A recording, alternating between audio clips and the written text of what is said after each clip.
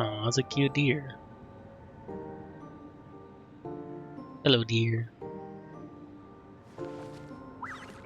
It's so adorable. We should be able to start the elevator now, right?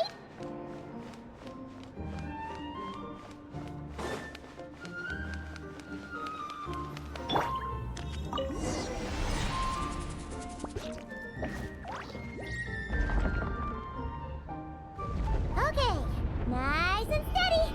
We shouldn't fall this time. Paimon's been wondering what this space life form capture station looks like. And if the dragon researchers ever caught any space creature. Speaking of which, Traveler, do you think the dragons would have mistaken you for a space creature and captured you for their research if you'd arrived back then? Never mind. Best not to dwell on such scary thoughts. Dragons don't eat humans. What's so scary about them? Aggie, are you going through a rebellious phase? You're talking back to grown-ups like a little bird who's learned to fly. You're not a grown-up. And I am not a little bird. Nor do I have wings to fly with. Hey!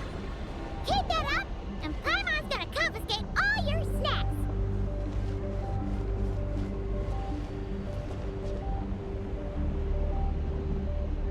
It's very beautiful, I'll give it that.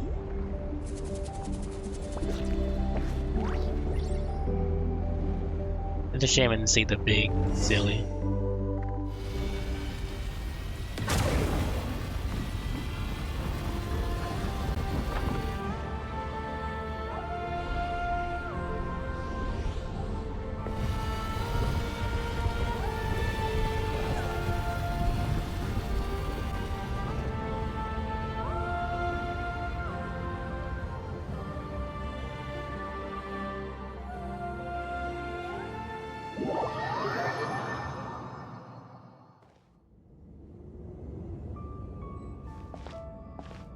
Oh, interesting.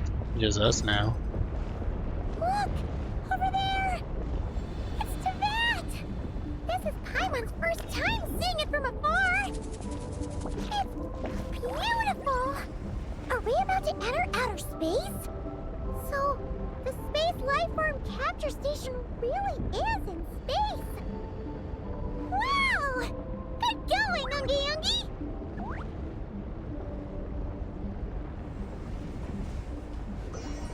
Yeah, I think that's Sumeru, I think. Or at least the desert part. And I think up there is Fontaine. Oh yeah, definitely. That's kinda cool.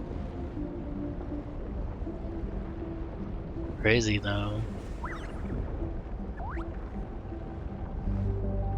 I did hear that someone actually waited for the whole cycle of the planet to go around. I think most of it is made up of sea, but I'm pretty sure Polyverse will probably plan to do stuff later, or maybe not, I don't know.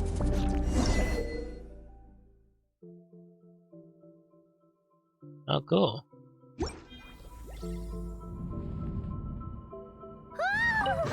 You're floating! Looks like we really did get sent into space! Let's search this place carefully first. Paimon just hopes we don't get jumped by any space life forms. That's so true. This is cool though.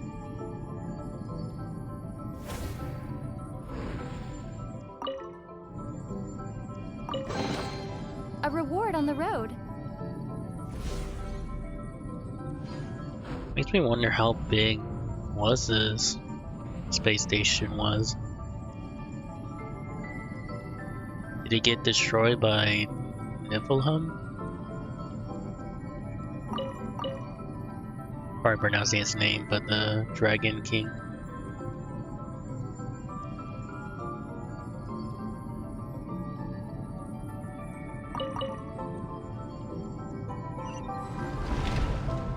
Whoa. Oh, the same as wait, is that Colomina? Holy cow, it is.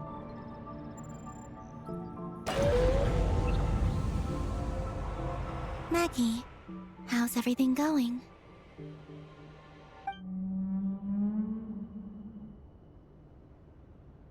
Aw, his name is Maggie. That's adorable. Hmm? Ungi's left, you say? Then let's... one moment. We appear to have guests.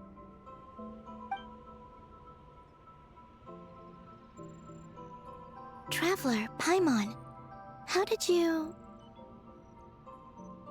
Columbina! It's really you this time! Finally! We found you! Are we interrupting anything by dropping by unannounced?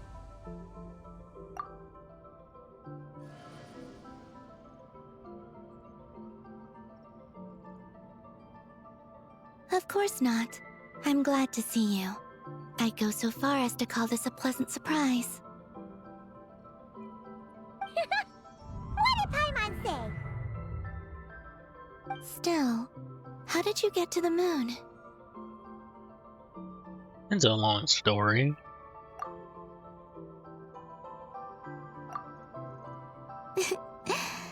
I suppose that's the moon's gravity for you. It was even able to pull your journey into its orbit. Paimon wouldn't have stumbled into this situation if it weren't for Eggy being so confusing. Eggy? Is that your name now? My name is Ninin. She's Ninin, aka Eggy. Please don't blame her, Paimon. I, too, am partly responsible for this. Oh, Paimon was just kidding. But why would you say that? What exactly happened between you two anyway? Let me see. After returning to the moon, I had an idea. I wanted to tidy this place up and then invite my friends to come visit. So, you were going to throw a moon party! Yes. So I spread my power throughout the moon, checking every corner to make sure it was safe. Soon, I discovered some things I did not understand. Ninin was one of them. I still don't know what she and her kind are. Eggy? Isn't she a Kuhenki? You know, just a slightly different color. Well, a completely different color, but that's no big deal, right? I'd say their origins are different. The ones we see in Tevat are born from my Kuvaki. But the power flowing through the bodies of the Kuhenki here comes from a moon of an earlier era. Oh, so like the previous Frost Moon Scion? Beyond that, there are other things hidden within Ninin's body which have nothing to do with the moon. Nothing to do with the moon? No wonder you said she isn't a Kuhenki. Maybe this is what caused her kind to develop such unique behaviors. What kind of behaviors? I discovered Ninin in an underground forest. She was very weak and unconscious at the time. I tried to heal her with Kuvaki, but to little avail. After bringing her back to the surface, I found that she began subconsciously consuming her kin. Only then did she slowly awaken. Wait! She ate her own kind? That's a little surprising. Yes. Kuhenki would never do this. I believe only certain abyssal creatures would. But the power that flows through Ninin does not derive from the abyss. I consumed others of my kind. I don't remember. You weren't fully conscious at that time. And perhaps I should use the word merge. They gave themselves to help awaken you. Yes, that sounds less like a horror story. Yeah, that's true. Well, Paimon's still a bit uneasy. Yes, I had my concerns as well. So I brought her back to Silvermoon Hall to keep her away from her kin for the time being. So, you did that to isolate her? But what about the regular Kuhenki? What if Aggie started absorbing them? Don't worry. That only happens between Ninin and her own kind. Oh, why did she take your form? I lent her my power so the Frost Moon Scions wouldn't worry if they suddenly discovered a Black Kuhenki, but couldn't find me. Though, I didn't expect you to come back here. I am sorry, but I must reclaim my mission. I don't know what your mission is, I'm afraid. But if the moon's gravity has brought you back here, perhaps I can help. You said that she can absorb the power of the ancient moon from the terminals in the ruins. That seems like a safe approach. Oh yeah! We ran into other Kuhenki like Aggie on our way here too, but we didn't see any of that eating her own kind stuff. Could it be because the power of the ancient moon in the terminal was enough to keep her full? Oh, that would be nice. That sounds likely. That said, Aggie couldn't absorb anything from the terminal at the entrance to Ungian Circle because it was being affected by the moon's power. Was that your doing, Columbina? No. That's due to the upheaval in the lunar sea. It kicked off an Archeoloon storm, which in turn spread highly concentrated ancient moon energy all the way here. As it happens, I'm on my way to take care of that. Otherwise, this power will cause harm to all living beings other than Kuhenki. That won't do. Paimon still wants to attend your moon party. What's the matter with the lunar sea? Maggie, Oh, damn.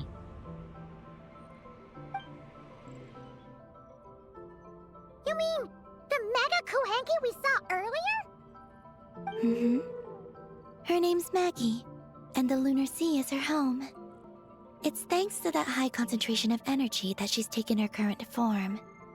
She has a companion there as well, named Ungi.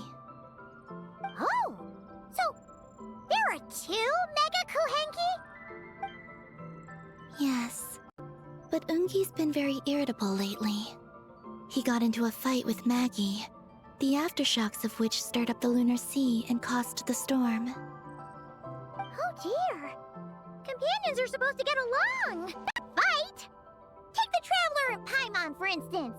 We never fight about anything. That's not true. I care for the young. I respect my elders. And you are great teachers.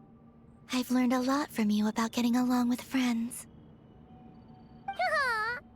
In that case, leave this to us. We'll get those Mega Kuhenki to make up. That alone won't be enough, unfortunately. The Archeoloon storm has already formed.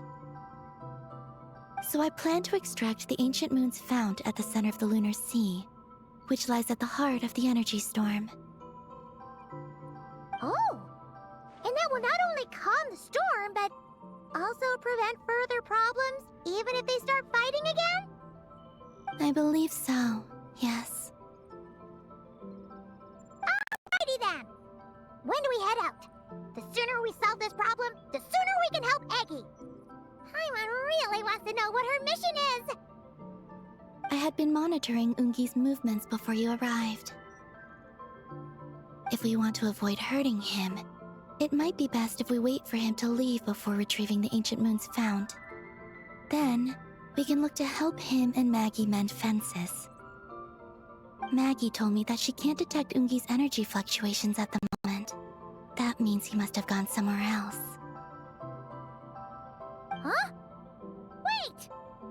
wasting time dawdling around here then? Not to worry. We can still make it in time if we leave right away. Please, wait. I want to ask her a question. Maggie? Sure. But she might not be able to answer you very well. Oh, that's sweet of her. Maggie. Hello. My name is Ninin. Is yours McGee's Getty?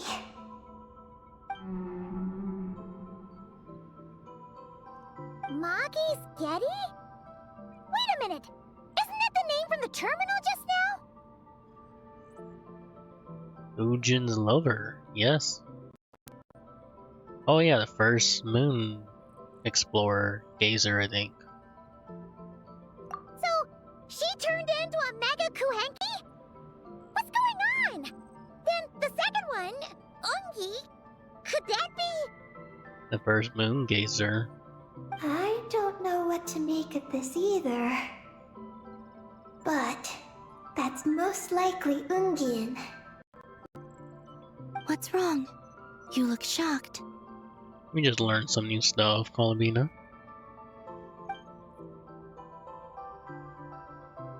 Yep.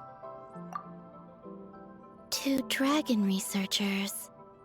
And Project Moongazer? Yeah, moon Gazer. That's what it's called.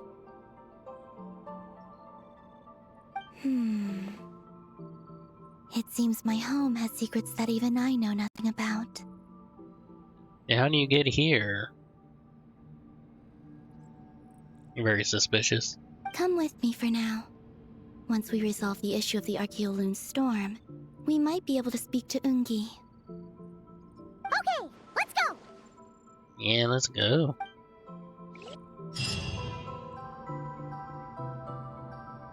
I love the gravity, it's so cool. Maggie, please show my friends the way. Don't know why you need these teardrops, but might come in handy later. Oh, we're actually going outside. That's kind of cool.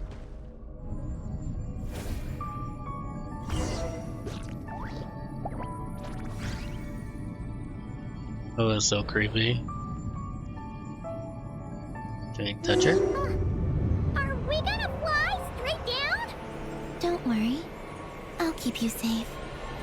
Oh, here's a ton of wreckage outside the Space Lifeform Capture Station. Yes. This place seems to have suffered a serious collision. So we got rammed? Could it have been a creature from space? A ship is more likely, I think. I haven't looked too closely, but it's just over there. You should be able to see it soon. By the way, the terminal you're looking for isn't inside this capture station. It might have been knocked into space as well.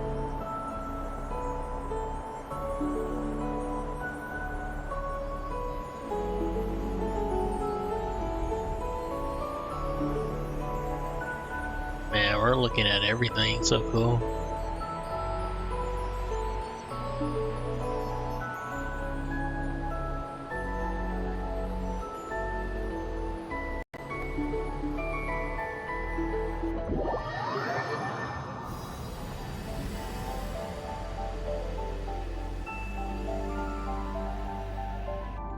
Oh, we finally made it down! That was even crazier than falling out of the escape pod! Stay close to me. We're about to accelerate. Ah, not again!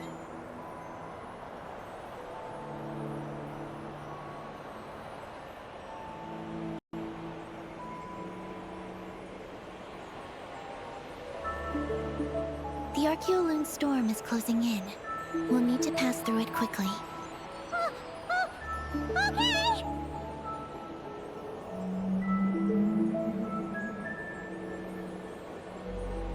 Oh, Maggie's so cool. I love her. Maggie seems to have sensed Ungian's presence. What? He's back so soon? We'll need to be more careful from this point on.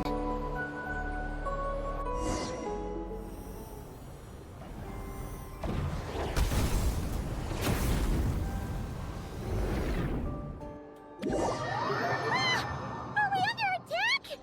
Is Columbine okay? Let's hurry over and help! Oopsie daisy. Hope I didn't miss anything. Maggie's been shut down! Oh, damn. Those blue areas contain high concentrations of the ancient moon's power. It's best not to touch them. Thank you. Aw, poor Maggie. Are you alright? Maggie's hurt, but it's nothing life-threatening. Why is this happening? Aren't they supposed to be a couple? Is this what people call a domestic dispute? Where'd you even learn that phrase? Anyway, we gotta stop that guy.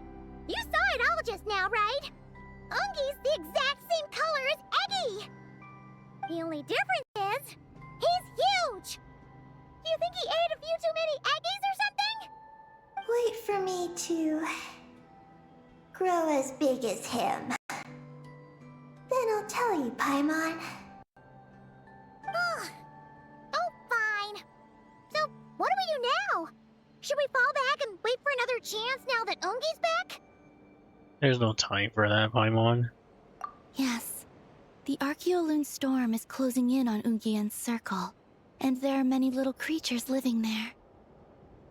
You can take care of Maggie. We'll grab the ancient moon phone. All right. But be careful. I need time to treat Maggie. Just keep Ungi busy until I get there. Okay. There are some small schools of Kuhenki living in the Lunar Sea. I'll ask them to help you out. Okay, leave it to us. I'll help too. Oh, thank you.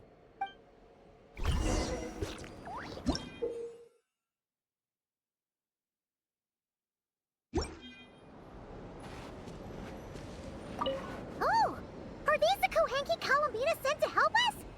Looks like they're pointing the way. Let's follow their lead.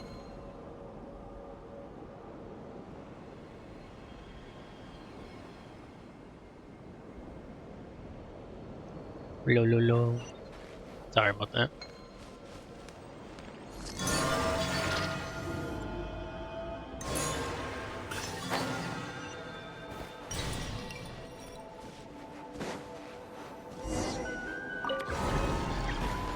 Oh, damn.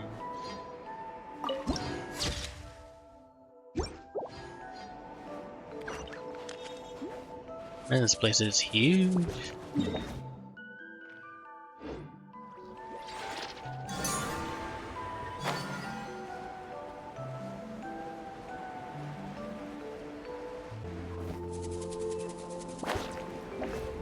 Why are they all crowding around here and not leaving? There. Huh, they're stuck together so tightly. It's almost like they're trying to imitate something. Oh, cool, free chest. Your hard work is paying off, as it should.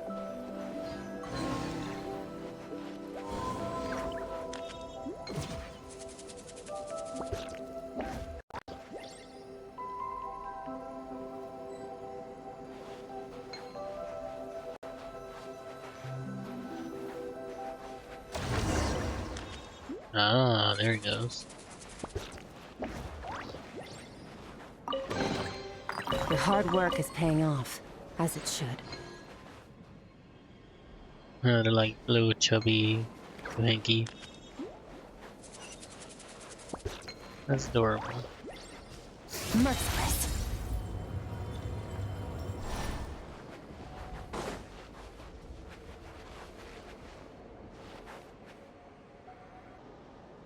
Do you think they could carry us across if they imitated those jellyfish? Wow! They pulled it off! They're awesome! Oh, damn.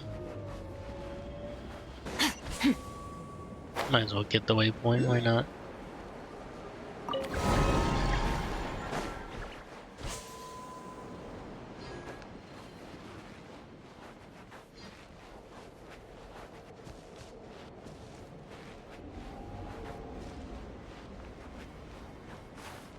Oops, sorry.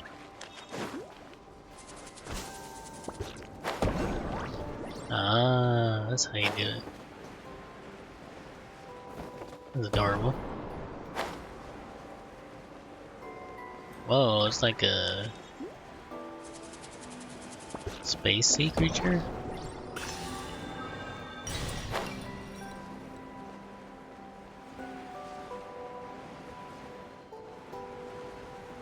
Looks like monsters are attacking the Kohenki over there! Huh? Did those little guys turn into a shield to protect the other Kohenki? Oh, that's sweet. Show no mercy! Aw, thank you. Since this school of Kohenki can mimic jellyfish, do you think they could mimic that whale over there too? Probably. They can! Aw, these little guys are amazing! This is crazy.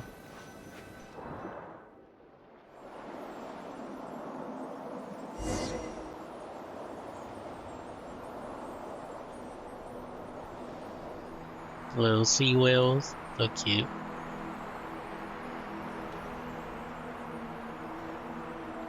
Watch out! Ah! Oki's seen us!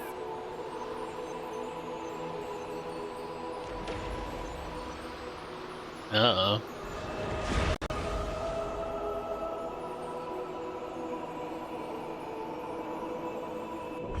Oh, that was close. We did a great job completing our mission, though. We've got Ungi's undivided attention. He's definitely tracking us down now, so we gotta be super careful moving forward. Oh wow, it is pretty big. Probably missed it because I passed out.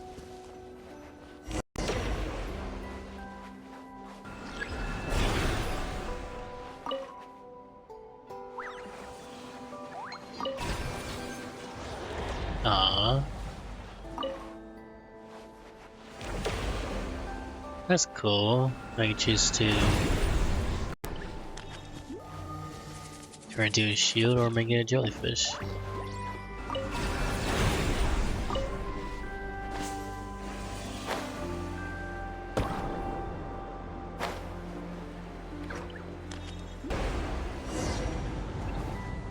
Look! Columbina's back! She's covering us! Maggie's counterattacking!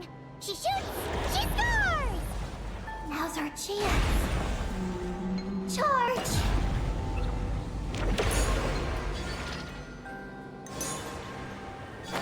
Just one more step! The ancient moon's found is right up ahead!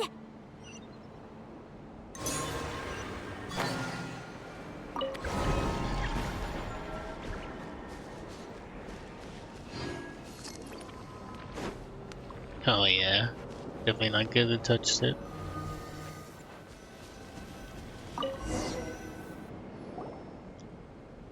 Hope we can fix them. Finally got our hands on the fount! That's mission accomplished, right? I sense there's information I need in here. So, you don't just absorb data from terminals? Because this looks like it formed naturally. No, it's artificial. I can feel it. Oh. Be careful then.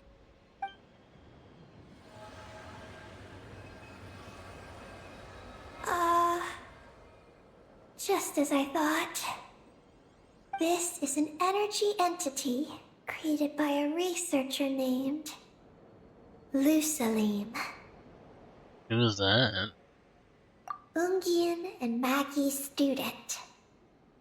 Likely also the one who left the message in the terminal. Oh, okay. This lunar sea once used to be Lusalim's Lunar Veil Laboratory. Lunar Veil Laboratory? What's that supposed to be? It's a grand project meant to hide the moon. Hide the moon? Whoa! All these guys, all these dragons sure had big dreams. How'd they plan to pull that off? Yeah, that's interesting. The exact principles are unclear, but it seems to have something to do with his teacher, Ungin. Lusalim successfully experimented with a miniature lunar veil by applying it to the Ungin circle. Oh, Paimon remembers now. The circle looked empty from the outside, but was completely different on the inside. So that was the lunar veil at work. That's right. The success of the miniature veil pushed the project on to the next phase. Okay. A massive veil generator was built here. One that could conceal the entire moon. But the moon isn't hidden right now. That is because before the veil could take shape, an entity from beyond the stars pierced it. Oh, damn. An entity from beyond the stars pierced it. The device went haywire. The laboratory exploded. And all came to nothing. That was probably the Dragon King when he gained the power of the Abyss. Only deep underground might some traces still remain. Wait, a being from beyond the stars? Could it be? Or it could be them, the great rulers of the firmament. No one anticipated the entity's arrival, but it changed everything. Lusalim had designed the lunar veil as a crucial part of Project Moongazer, but it had to be suspended. Makes sense. The firmament is the heavenly principles. At least I hope I'm right about that. So, what exactly is Project Moongazer? Look out! Oh no! Ungi's below us! Quick, get out of the way!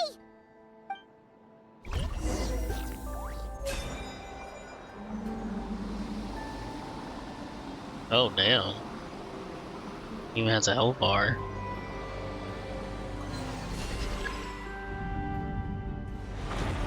It's Calabina and Maggie!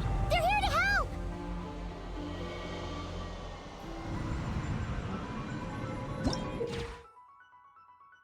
Giant moon spirit with dull color. See, it lost its senses due to the moonlight veil. Moonlit vine, sorry. Clear those nasty things out, and it might just go back to normal. Oh, I see.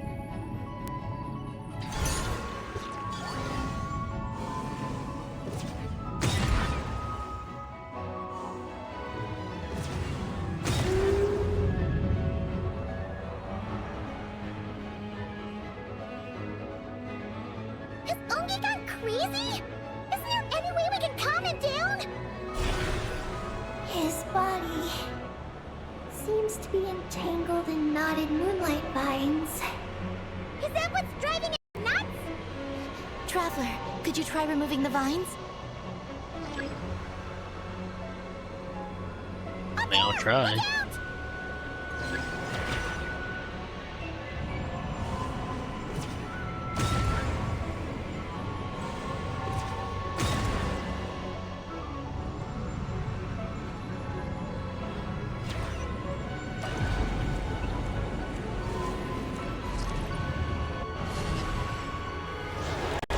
Looks like he's planning a huge attack!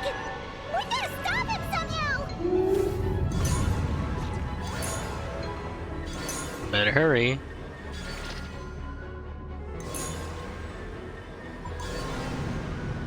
Meow. Looks like it's working! Come on, let's get rid of those vines! I've got you.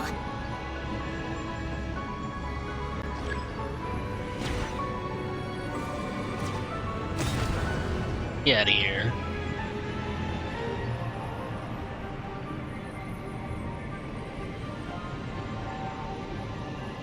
Hold on a little longer. Maggie's shaking him off.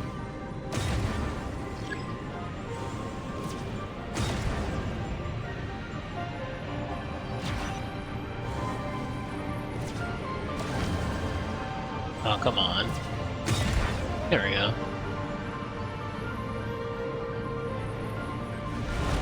Here's our chance. Look! More vines! Quick! Clear them out!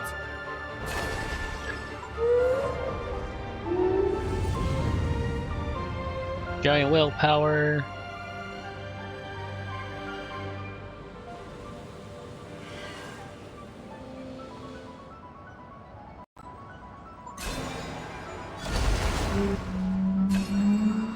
Hell yeah, we're doing pretty good. Oh, I gotta watch out for those.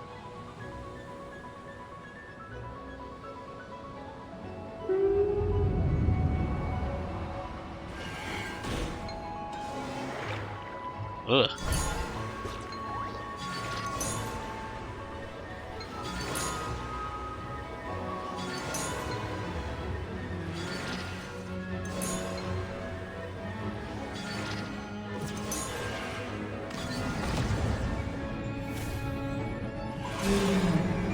Meow. Vines are sprouting from Umi's head! Quick, we gotta remove them! Huh? Is Umi running away? Hey, come back. Huh. Where'd he run off to? Down below. Uh-oh. Keep up with the little ones.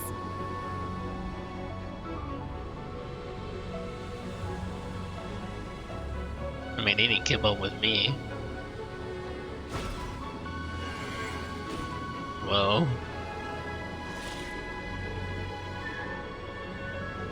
We're almost there.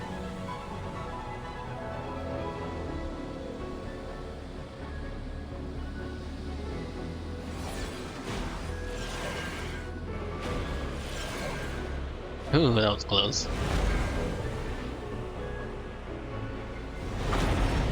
Here's our chance.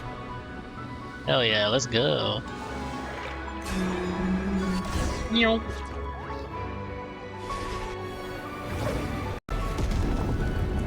Oh, damn.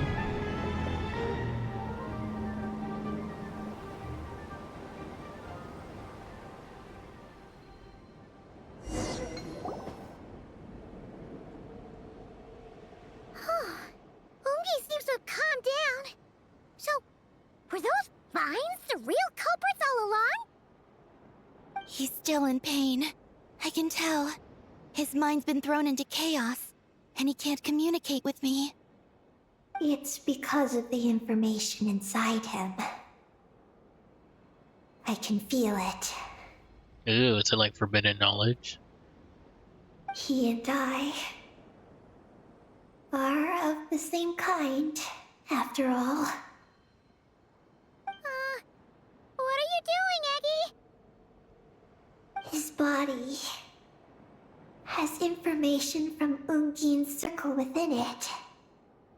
Do you remember how there were Moonlight vines growing near that terminal? Probably forgot. You mean he was the one who absorbed the information from there? Oh, okay. Yes. That information may contain details regarding Project Moongazer. That must be why I'm here. But you'll be putting yourself in too much danger! Paimon, let Ninin go. She was born on the moon, and I was the one who, out of worry, sent her to a place thousands of miles away from home. She did everything possible to return here with your help, back to her homeland, all for the sake of her mission. That determination, it's remarkable. I don't think she wants to be protected, even if it's out of goodwill. But Columbina... Paimon's worried precisely because she's trying so hard. You know, even though she's hit her rebellious phase and hasn't shown Paimon any respect for a while now. And maturity is what follows that period of rebellion. Paimon, if you let me go, I'll respect you so much, even the moon will seem less important by comparison. Yeah, that's pretty good. But this guy's huge! What if it swallows you? If that happens, then that must also be part of my mission. How stubborn can you get? Stubborn is one way to put it, but you could also say that this is a wish she holds most dear. That's right. Then go, Ninin. I have faith in you. Let this ray of moonlight bear witness to your choice, and bless you on your journey. This is... I'm believing you too, Ninin. Thank you. Here I go.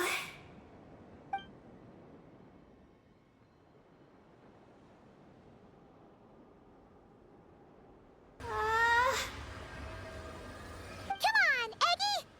You'll get through your rebellious phase! Paimon knows it! I can do this.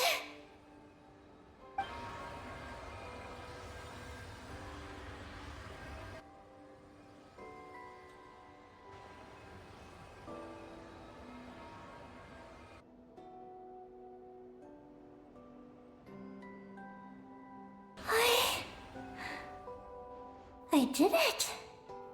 Did you? Looks like things aren't as bad as we feared. And thank goodness for that! Thank you. I've obtained some critical information. I know what transpired at Ungain's ring and the space lifeform capture station. All right. What happened? I'm curious too.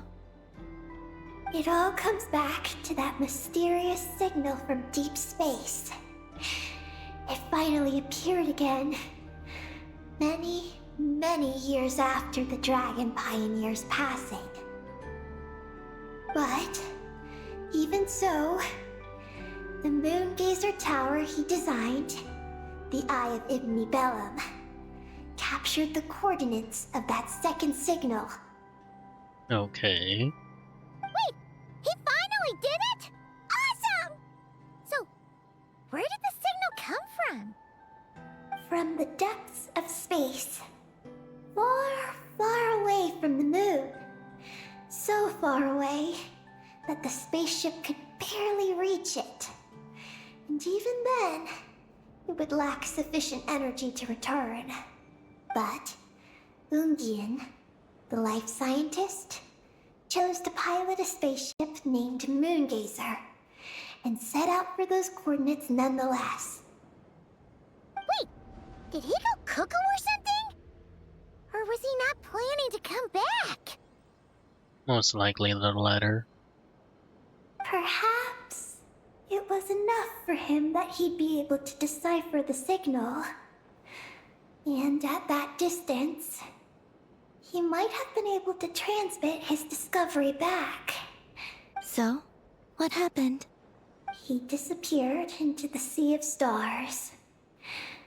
And the dragons did not receive any messages from Moongazer thereafter. So, he failed. No. Years later, the Space Lifeform Capture Station was suddenly ramped by an unknown object. After emergency repairs were complete, the researchers discovered that the object that ramped the station was a cloaked spaceship. Cloaked? Like, invisible? Could it have been? Yes, it was the Moongazer. Though why it was cloaked is a mystery. That is interesting. Ungian's wife, McGee's, was the first to enter the spaceship.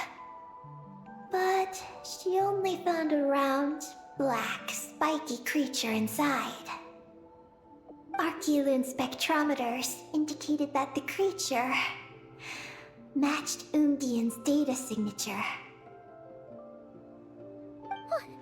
What happened? Oh, this might not go so well.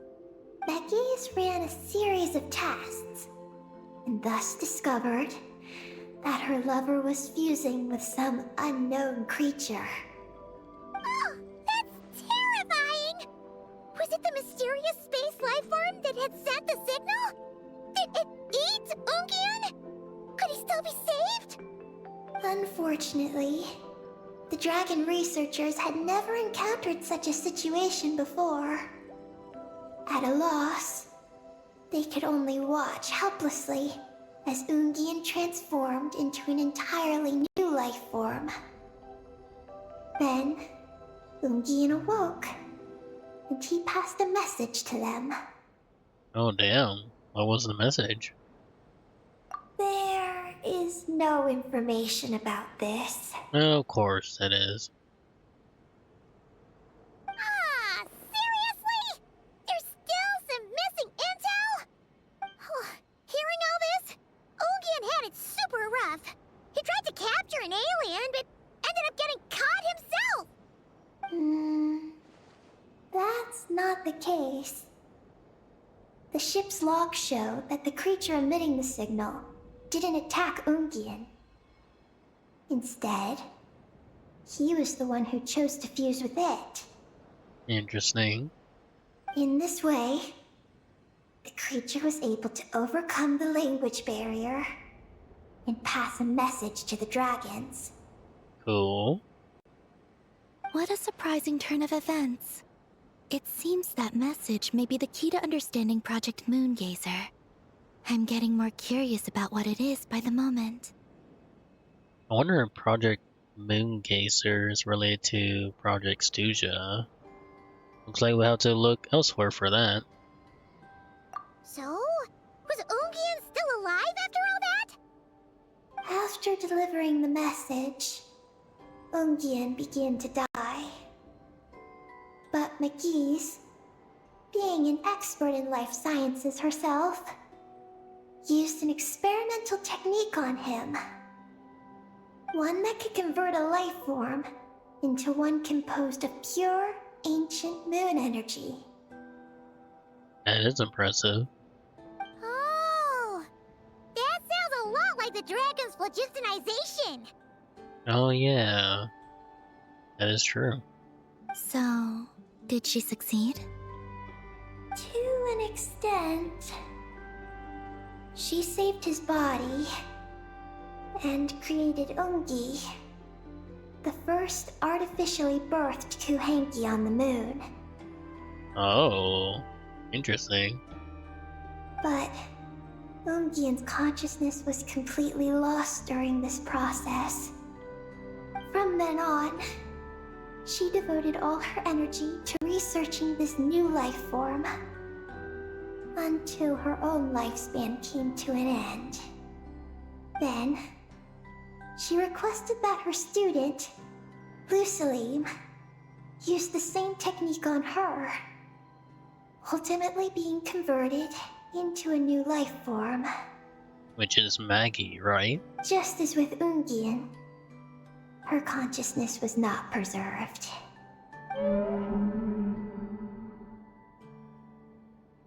So this is your story. If that's the case, I think that Lusaline may have been the one to inherit the message that the creature from space transmitted to the dragons.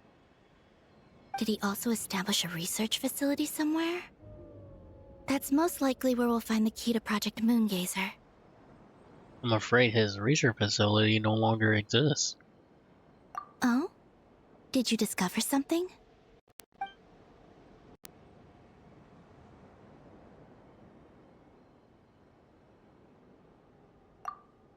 It was destroyed by a descender from beyond the heavens? Oh yeah, what we just learned from when we went to that location earlier, before the big fight. In that case, I fear the great ruler of the firmament is the likely culprit. I had the same thought. Yeah, that's a bummer. A veil that could obscure the moon. That sounds very similar to the false sky. Oh. So did the Heavenly Principle use that? Yeah, like some sort of baby version. But they took that technology to create the false sky of the moon. The false sky into it. But his research institute has already been destroyed. He might have been lost in that explosion too. My guess is just the opposite. That Lusalim didn't perish, and that his research survived. Interesting. Huh? Why do you say that? As you can see, apart from the Lunar Sea itself, none of the draconic facilities have been destroyed. Not the Eye of Ibni Bellum, not Ungian's Circle, not the Space Lifeform Capture Station. That is true. Their survival doesn't seem in line with the plan laid down by the one who changed the world. So, you're saying that Lusaline protected them somehow? Yes. He might have struck a bargain using the fruits of his research, and followed the ruler of the heavens thereafter. Ooh, impressive. That makes sense. And if it's true, he might have continued Project Moongazer elsewhere. But where? That is a good question. On the other side of the moon? Probably. I do know of one other place on the moon. If Project Moongazer was hidden anywhere, my guess is that would be it. However... Ninin, is there something you haven't told us? Ooh, Ninen's hiding something from us? Huh? Among your kind, only you have a mission you seek to fulfill. Oh, that's true. Now you mention it, Heki's buddies all seem super carefree. Don't worry. I won't force you to answer. I just want to know more about you. After all, out of all the terminals we've seen, not a single one seems to contain information about you. I don't know either. It's okay. I'm just curious. If you don't want to talk about it, you don't have to. We trust you. What if I really am hiding something from you? I'm just... curious too. Keeping secrets isn't always a bad thing. I learned that from a friend. But if I do get angry, I might take the hat I gave you back. Aww. And Paimon will throw the snack she was saving for you into the Lunar Sea. I understand. I promise I won't hide anything from you. Then I'll take your word for it, Ninin. Now, please follow me. There's a base on the far side of the moon. My powers tell me that it's massive. I originally planned to save it for last, because cleaning it up would probably be exhausting. But now, I suppose it has to be moved up the schedule. I have a feeling we'll find the answers to our remaining questions there. Thank you. How can I repay you for all this? Look, Paimon, don't you think Ninin's matured even more now? You're right. She's actually talking about paying us back. But we're friends, so there's no need for all that.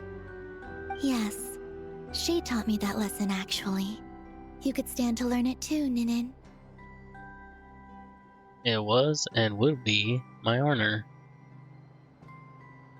Well then, follow me when you're ready. Crazy. Oh, we don't even get to see the giant creature. Your hard work is paying off, as it should. Alright, we're gonna go to the dark side of the moon, probably. Whoa. That makes sense. I was a traveler from my last stream. Are you ready? Nope, we'll give it a shot. We're ready. Let's go then. Follow me closely, just like before.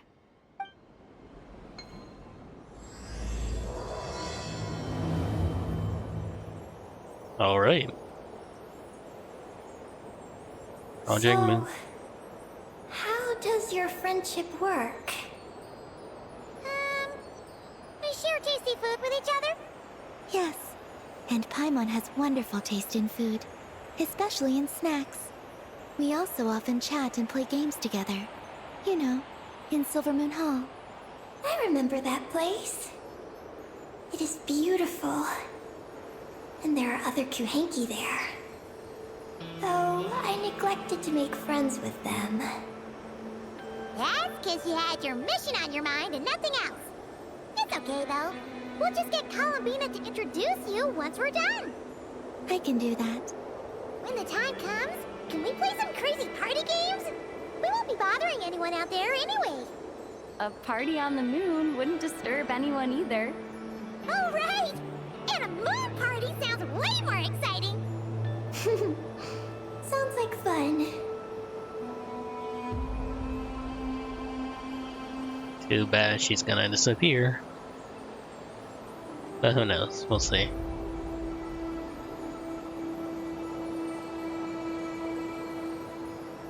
Oh, I can move. That's cool. Look! Looks like there's something up ahead! We're almost there. We're going to the dark side of the moon.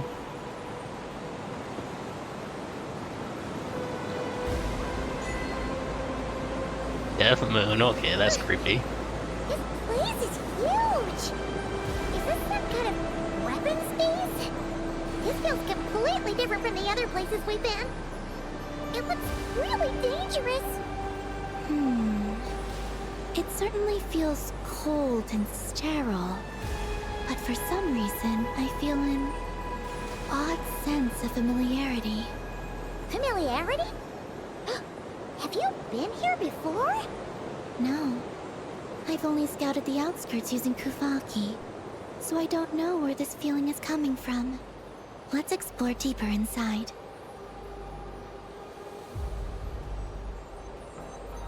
I mean, it's pretty cool. Something's coming. We gotta scoot. Oh, that's not good. Getting caught in those searchlights will probably trigger an alarm or something. We better avoid them too. So many searchlights! Quick, follow the crates to avoid them. There are crates blocking the way up ahead. Don't crash into them, all right?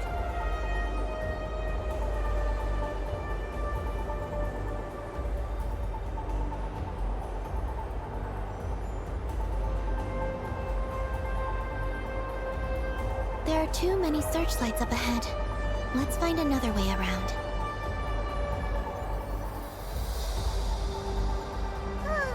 Those floating things look super dangerous. We better not let them touch us. Well, they could, Colomina could touch him. And another searchlight. Good thing there are more crates here too. Quick, let's follow them.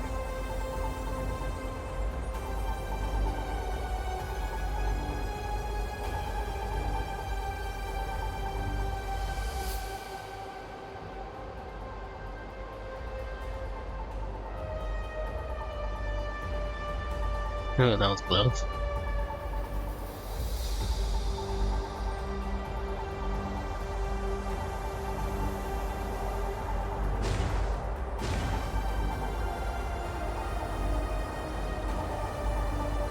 Oh no!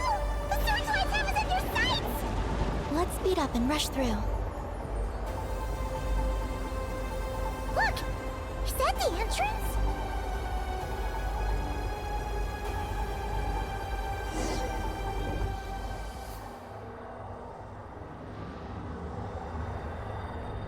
Not a very good entrance. Looks like we can head deeper into the base from here. Who would have thought this base would still be operational? This is crazy. That's dragon tech for you. In that case, let's not disturb the fruits of their labor. What are you talking about? Paimon thought we could turn this place upside down now that you're here. Aren't you afraid that things might turn out like when we came to the moon? We almost didn't make it onto the spaceship. Paimon completely forgot about that. Ugh. Seriously, why would a base even have a self-destruct system anyway? Guess we'll have to keep a low profile, just like old times. Yes. To be honest, I'd like to know what's inside too. And sneaking into my own home is quite novel. Also, now we're here. That strange sense of familiarity is only growing stronger. I mean, this is the Frost Moon. I was about to say Scion, but this is the Frost Moon, and she's related to the Moon Goddess. Sorry about that.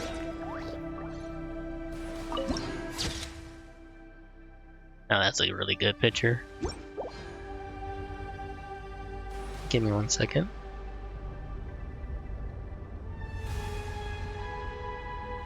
Alright, let's get inside. Investigate this strange place. A treasure buried in time.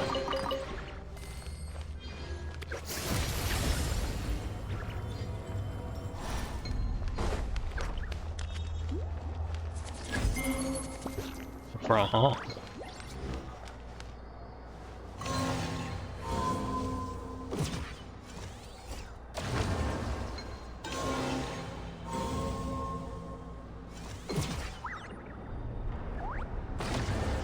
Huh. I thought I could, like, shoot them? Oh, I see.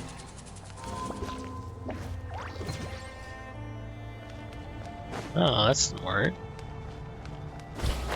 Pretty sure the tutorial explained that.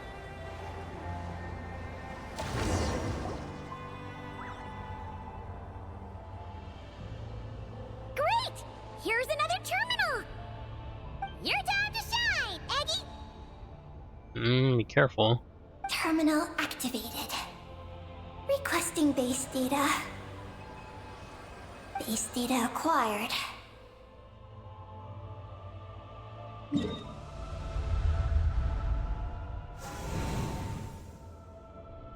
That was literally a gun. Searching for Project Moongazer. No data. Searching for Lucilim. There we go. I've located Lucilim's research lab. It's inside this base. Haha! Jackpot! Let's hurry over and check it out! Reading the base's engineering schematics and routes. We just need to keep going forward. And we'll get there. Is there any other intel? Retrieving other data. Huh? The Lord of Darkness, who returned from the Sea of Stars? Who's that? Well, we know who that is.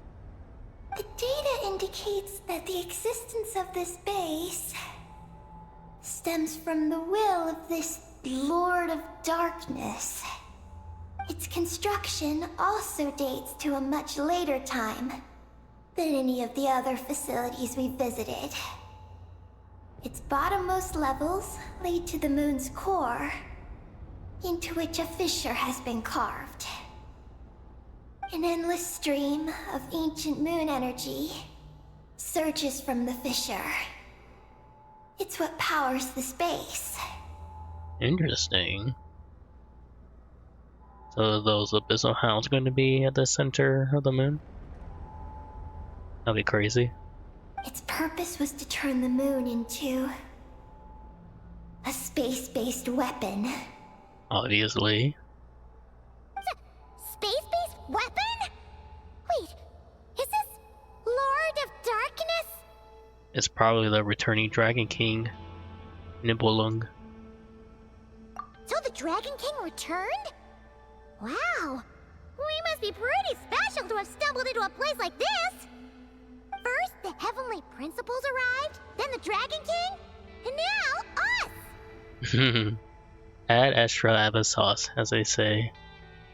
In that case, we're gonna have to be really careful how we proceed. If something goes wrong, Columbina, you gotta protect us, okay? Huh? Hang on. Where's Columbina? She's gone! When did that happen? Paimon didn't even notice her leaving! Aggie, did you see where Columbina went? No. I was extracting the data from the terminal. And I wasn't paying attention either. Oh no! The one person keeping us safe just disappeared! Is this place haunted or something? Columbina wouldn't leave without saying something. There must be some reason for this. Something related to Eggy, perhaps? No. She was reading the data on the terminal. Could it have been... Also, now we're here. That strange sense of familiarity is only growing stronger. Columbina's disappearance might have something to do with that sense of familiarity she mentioned. What exactly is hiding inside this base? What do we do now? We go to Luzin Laboratory. Butcher that name. Considering the situation, we might want to fall back. Oh. No, we're going. Yes. That place must hold the secrets the space conceals. We might find some clues about Columbina's disappearance there. Oh, hello, Empire time. That said, our route requires us to pass through the security systems ahead. We can't afford to trigger a base-wide alarm. Is there a way to disable the security somehow? Let Paimon see.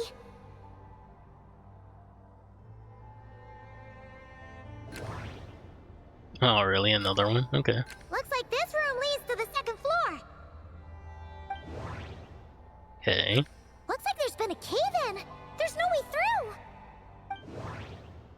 Oh, I see. That route over there leads to Lusalim's lab, but we gotta find a way to switch the security out first. Ah, Lusalim. Sorry, I'm butchering your name again. The blueprints show that the security control rooms are on the second floor of the left and right wings. The blueprints show that the security control rooms are on the second floor. Looks like we need to reach the second floor through the room on the left. That's where the security control room is. I think that was repeating itself again. How about we find a way to sneak in and check it out.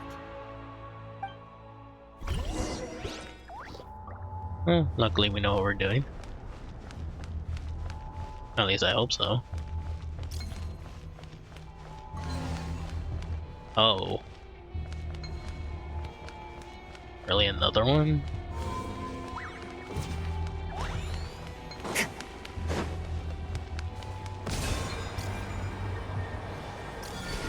Damn. Oh, because once I threw it, it targeted. I'm assuming, right?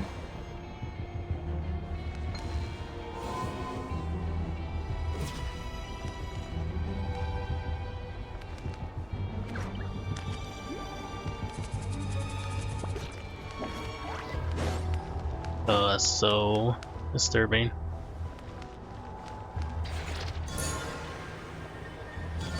Okay, I went through the whoa. I forgot I could jump very high. Alright, let's go.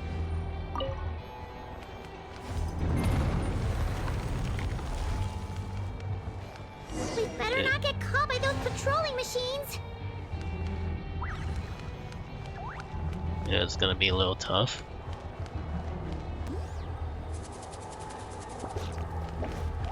Okay, now we could go.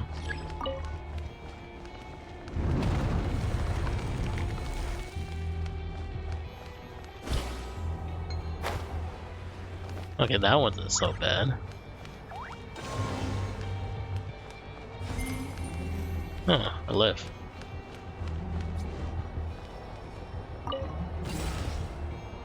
Delicious Mora.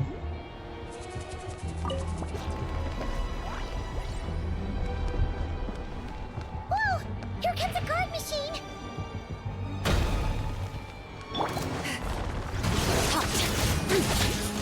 Phew! You made quick work of them. We should be able to keep moving now.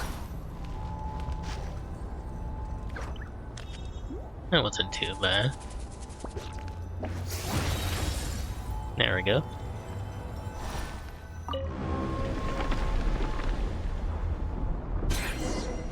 I just hope we don't fight the boss. Can we turn off the security system with this?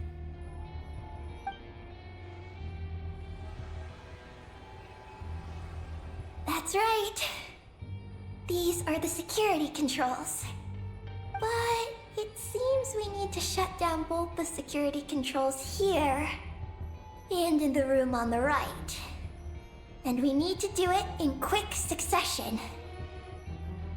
So, that means once we turn the security system off here, we've got to hurry over to the other control room as fast as we can, right? Okay, that's not great, but sure, understood.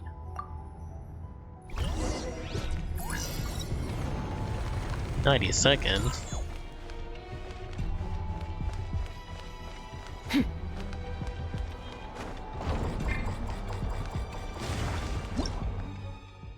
Huh, okay.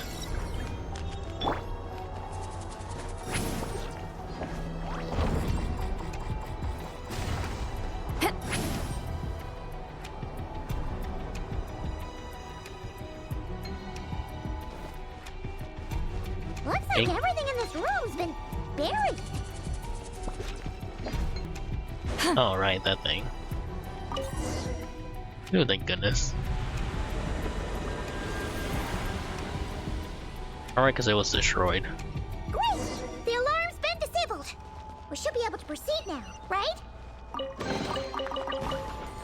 Gary? Here, let me help.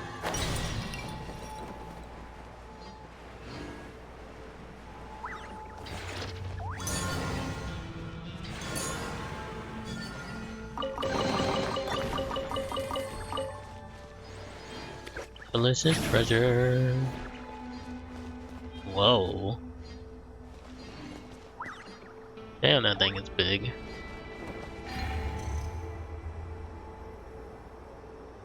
What is this place? The security feels even tighter than before. Material transporter channel. Okay.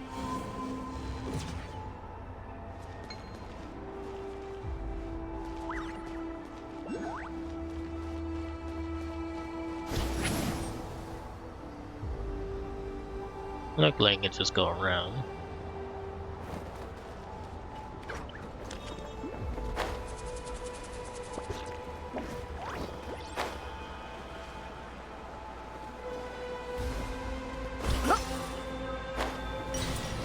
Sorry for the little sidetracking.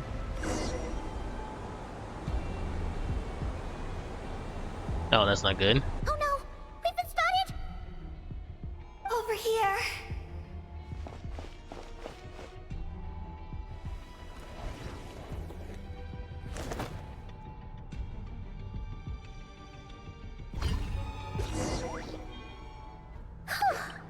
This place seems safer now. That remind me of NF story quest. Oh, we didn't just leap in and crash ourselves.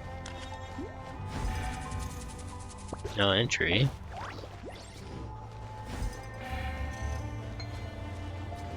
Back to you, I can't read.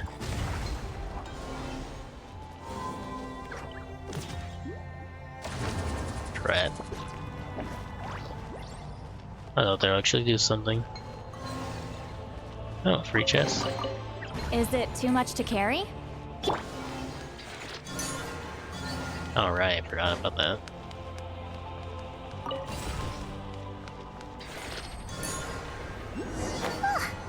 Searchlights again!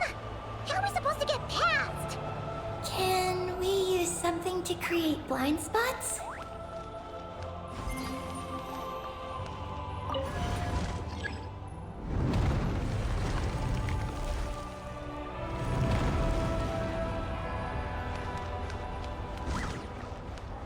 Oh, I see. That's smart.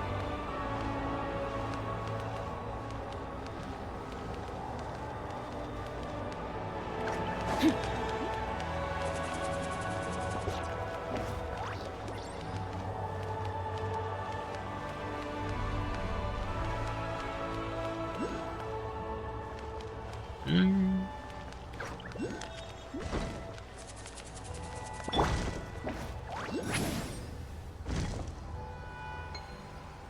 Okay, that wasn't too bad.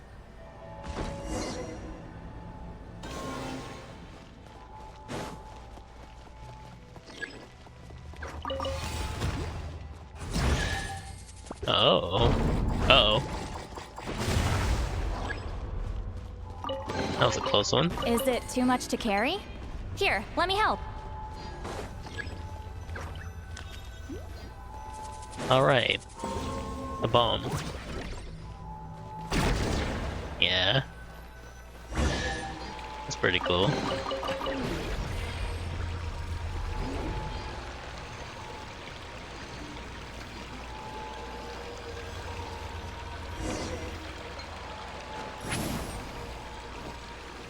Oh, this is crazy though.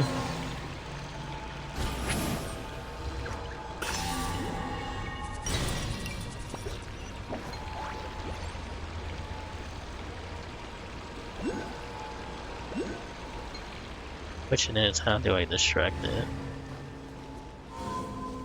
I do like right here, will I go on this side? Oh yeah. Finally! We're here! This has gotta be Luciline's lab, right? Hurry! Let's search it and see what we can find. It looks like there's nothing in here though. At least there's a free checkpoint.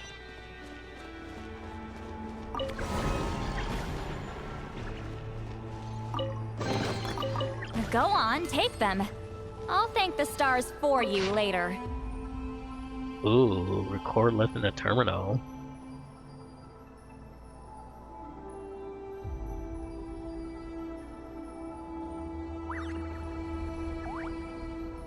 Oh, those two,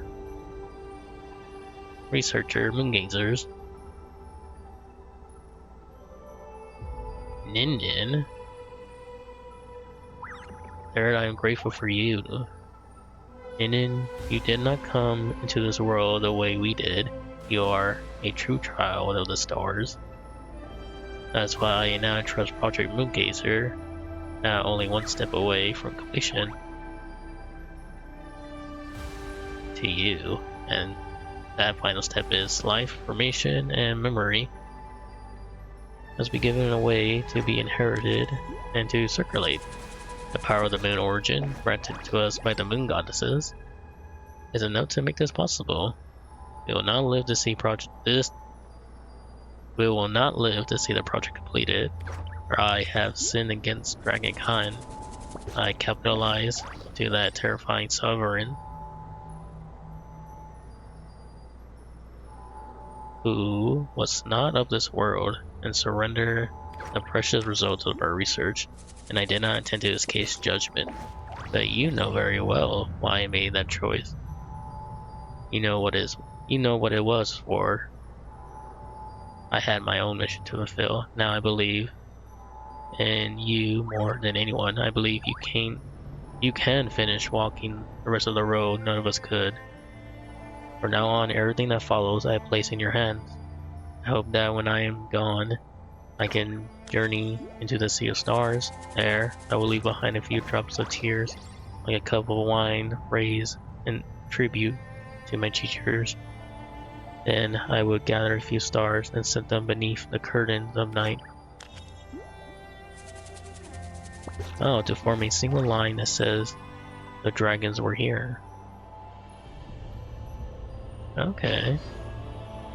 So Ninian was a researcher. A moongazer. To the chief architect of the Project Lunar Veil, the designer of the Nikiba game of life, the Exeter of Project Moongazer, my father, I record your tribulation to Project Moongazer. Okay, interesting. That was a student. Is it too much to carry? Here, let me help. Gimme. Well, I did say to look for clues, so that's what I'm doing.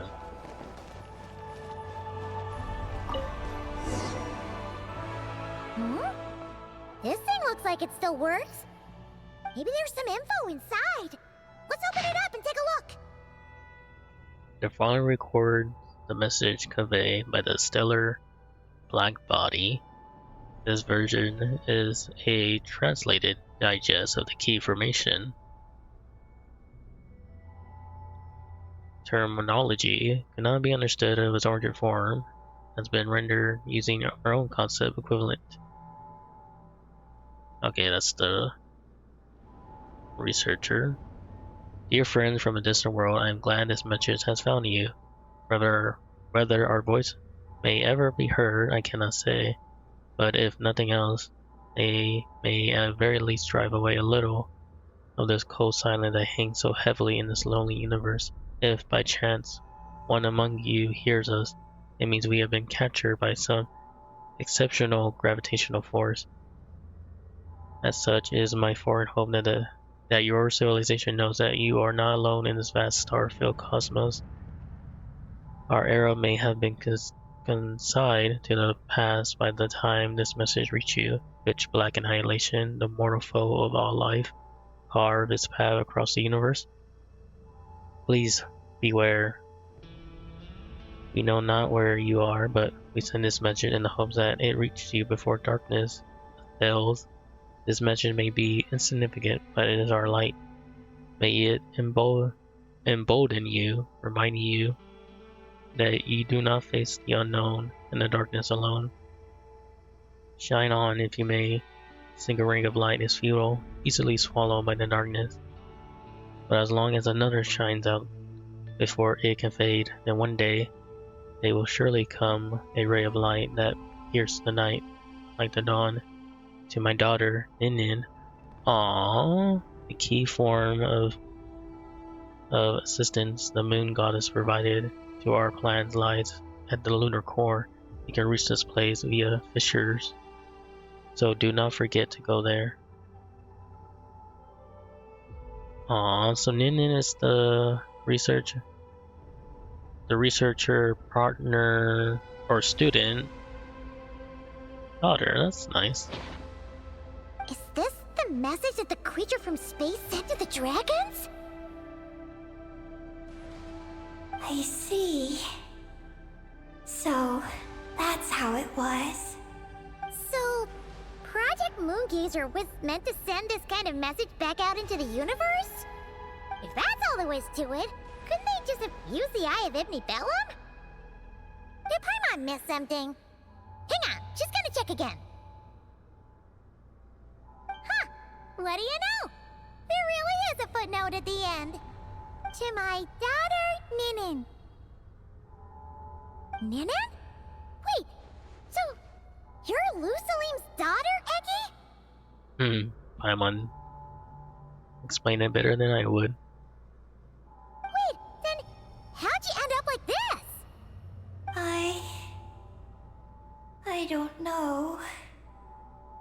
I don't have these memories. Why don't I have them? We need to go take a look at the moon core. But what about Columbina? We still haven't found any clues regarding her disappearance. That might also be connected to the moon core. Oh, right. That familiar feeling she mentioned earlier must be the core, right? Come on, let's check it out.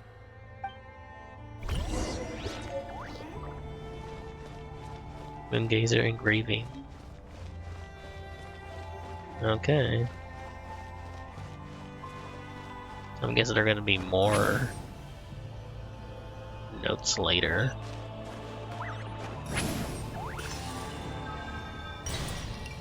Question is, should I go look for them all right now? Oh, there's another one right here. Not bad. It's Oh, all number 2. yours. Oh, it's in the archives. It's been a while. Or with the archive? Oh, there it is. No, not materials.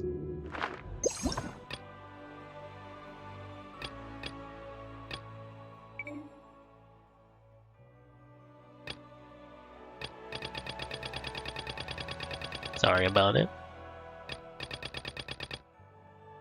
Oh, here it is, Moongazer. Okay, no, this is what we wrote. Oh, this is volume 2. The 3,655 line preceding this section appears to be the record of a historical account of the civilization. On the eve of the Empire destruction, Waina dispatched a final message to convey this news to the other worlds outside the Empire. Beyond this, almost nothing is known of the civilization in question. We can only infer that they were inclined to place wherever they wished to express with long narrative poem framed in the third-person perspective. Okay. Its focus turned to Yezna, receiving word of another unknown land of the Dark Destroyer, and thus said, "What words do you bring before me? What words would you lay at my feet?" And the redacted that had come together to assemble answer. To assembly answer. The unknown term of the line cannot really infer, however, judging from the content, appear to encompass the meaning of brother, friend, ruler, and servant all the same. These are the words we bring before you. These are the words we lay at your feet. O Yana, child of, ruler of, that's a lot of different names. The protagonist's biological sex, assuming such a concept exists, for this species at all, is entirely unknown. The language itself also shows no obvious markers of gender. How shall your hands withstand them? How shall, redacted, content with them, uphold you in your doing? Our and send forward a message through, though you may, yet Our destruction shall still find your world. Speak upon other worlds, though you may. No thanks shall be given for your words. He shall stand with us no more. He shall dwell with us no more. And return to our land too. He shall no more. And there's a lot of notes. Ew. When the dark destroyer comes, our world shall walk no more. Our gods shall walk no more. Our world too shall perish. Our God too shall be no more. How could you think I know no fear? I fear more than all of you together. Fear fills me, fear shakes me to the very core of being, of my being. Yet I shall consume my suffering to the last, as one would partake of some kind of food. Never again shall my embrace bring joy to my partner. Never again shall I sing the tale grand and humble to my gentle young. Never again shall I behold you walking towards the future, I promise. So said the child. Tears fall in their eyes, their sorrow deep. Man, this is a lot of text. Yeah, I don't want to read all of that. Especially how some of the... There's a lot of, like, god names. Child of this, ruler of that. It's a lot to take in. Ooh, super gravity will now make it hard to move. Ooh, okay. What's going on? Paimon suddenly feels so heavy. Paimon can barely fly anymore. It's like Final Fantasy gravity spell. That's so cool.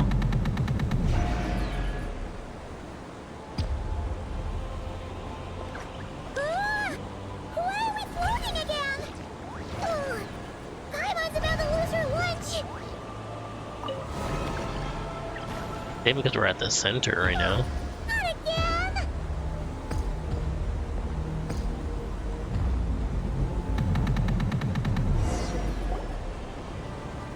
Oh, there she is.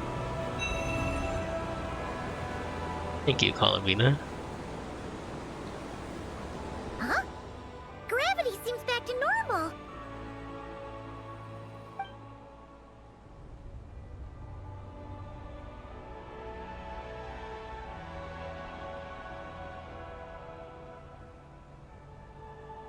Columbina! You're back! Was it you who fixed the problem just now? Talk about perfect timing! Indeed. I was gonna make a joke about the gravity. Be like, oh, the spiritual pressure. Like in Bleach. Oh, we were so worried! Where'd you go? Or in My Hero Academia. Are you alright? I'm sorry. I didn't expect the depths of the space to actually lead to the moon's core. It contains an extremely high concentration of ancient moon energy. Obviously. When I suffused this base with Kuvaki, I accidentally came into contact with it and was swept into the moon's core. Creepy. So, you really went there? Paimon was starting to think this base was haunted. Anyway, Paimon's glad you're okay. We just discovered some new info about Project Moongazer. It's... I already learned the truth at the moon's core. I discovered who you are as well, Ninin. Daughter of this research laboratory. It seems that is where my mission lies. Please, take me there. What's wrong, Columbina? You look like you don't want her to go there. Probably not good. Ninin cannot survive within the moon's core. Oh. But I must complete my mission. Yes, but it does not wait for you there. What? Your mission isn't to be accomplished at the moon's core. Rather, it is to be found in the place where everything began. You mean the Eye of Ibni Bellum? Yes, Your mission is to activate Project Moongazer within the eye. Cool. That requires a data key made from the ancient moon's power. I can journey to the moon's core once again to retrieve it for you, but it will take some time. Are you asking me to return to the eye and wait? Would that be all right with you? No. If I can't get the key myself, I'll wait for you here.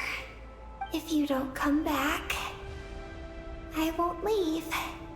I want to stay here and wait for my friend to return. Aw, that's sweet. I understand. Thank you, Ninin. I'll be right back. I'll go with you, Calavina. If you insist. Huh, hang on! What about Eggy? Are we really going to leave her here all alone? Well, we got you. Don't worry. I sent a message to Moggy's, and she's on her way. Oh yeah, Moggy was the wife of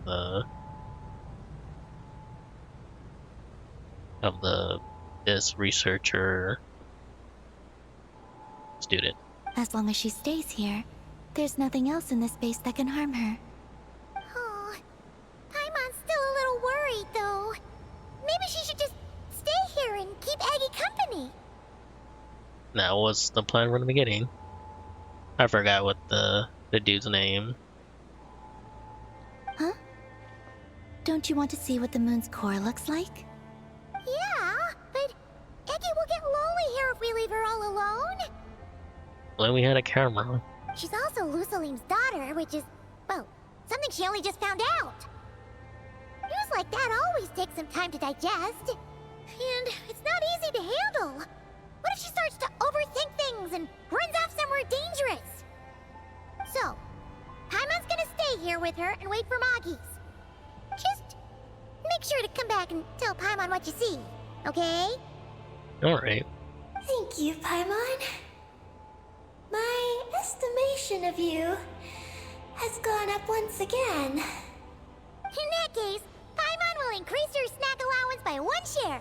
Now, it's 3 for you and 7 for Paimon. Paimon, acting like a big sister. How quickly they grow. Why so surprised? Paimon did watch Eggy grow up, you know. Alright, go on. The sooner you go, the sooner you'll be back. Don't make us wait too long. All right. Traveler, come with me. Can't wait to see it. Oh. Can we walk? Oh yeah. Go without worry. The ground beneath your feet is safe. Oh, it's so creepy.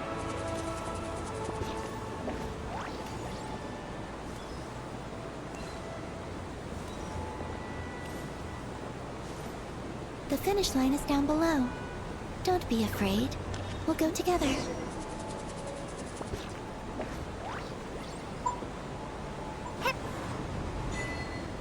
Huh?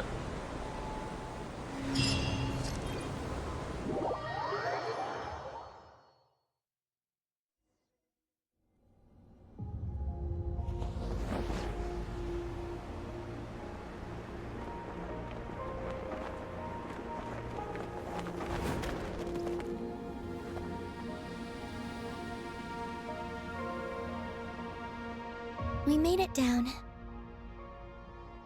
Is this the moon core? No, that's still up ahead. With you coming along, we'll have to enter it the normal way. As for this place, it is the masterpiece of that Dragon Lord of Darkness. Oh, okay. He reforged the moon into a terrifying weapon, and this is its launch silo. Oh, it's like the Death Star. The lunar core, the source of the moon's power, became artillery fire aimed at Tevat. Oh, I guess the Heavenly Principle stopped this? However, that primordial ruler ultimately met defeat at the hands of the Heavenly Principles. This place is no longer a threat. Okay, that makes sense. Let's continue on. Ugh. Inside the launch tube, gravity is not exerted from the ground, but by the inner walls of the ring-shaped launcher. Oh, cool.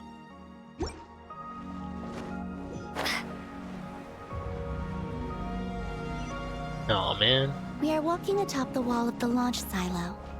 You've probably noticed that the gravity here is a bit off.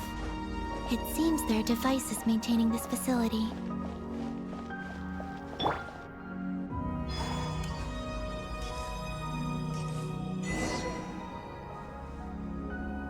Palomina is much faster. We'll need to choose the right path. Over there.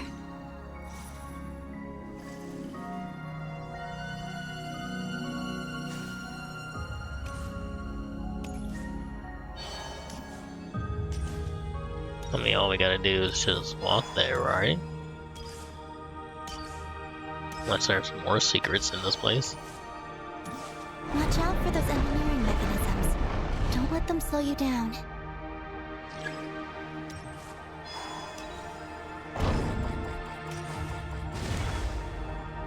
Oh, that's rude.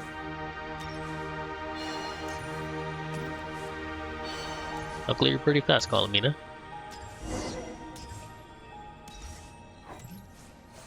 More security?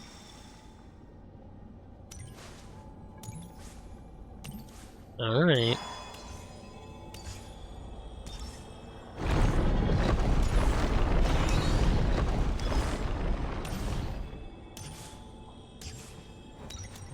Oh.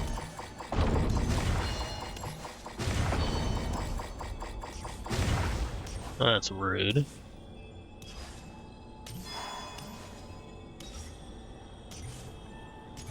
Luckily I didn't get damaged.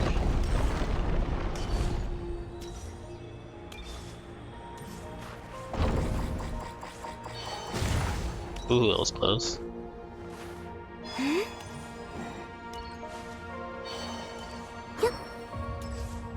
don't know why I couldn't jump there, but whatever.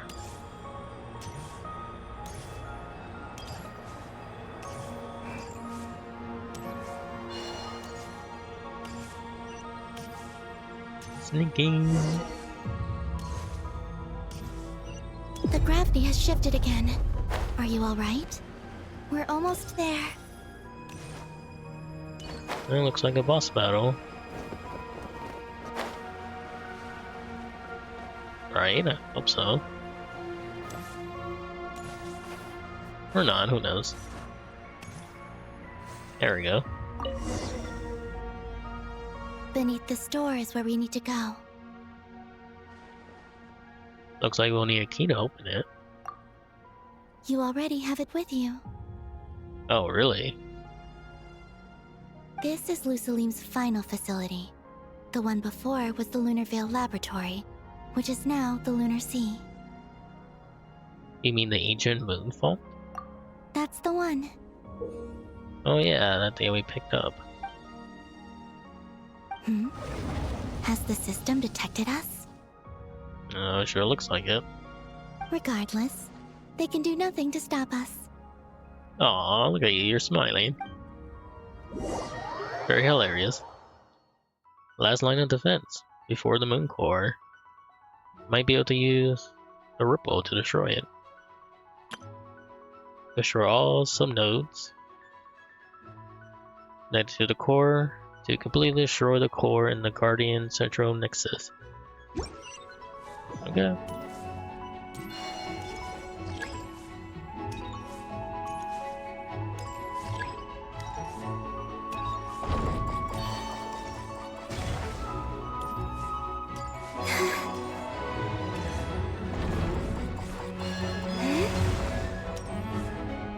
Oh, I see.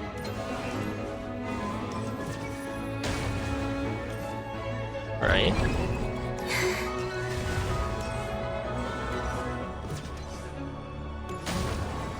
Oh yeah. Okay, it's not too hard. Yep. Oh, never mind. Yep. We're flying away. Looks like it's borrowed some power from the moon's core. The gravity here has gone. Make sure to dodge those barriers.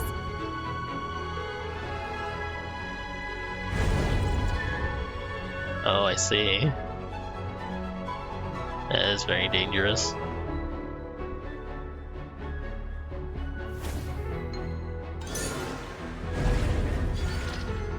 Ooh, that was close.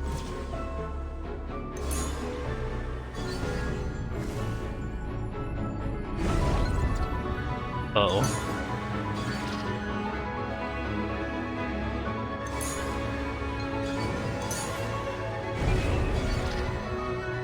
That's annoying.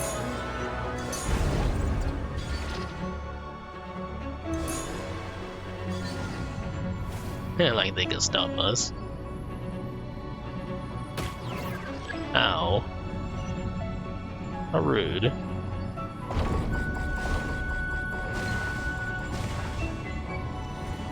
Oh, that's what they want us to do, huh? That shouldn't be too bad.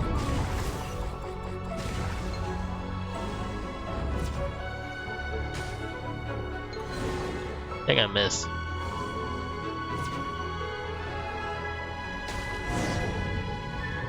Never mind.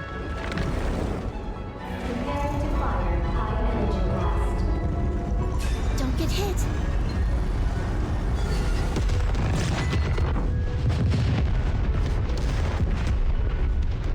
Let's push forward while we have the chance. Holy cow, that was cool.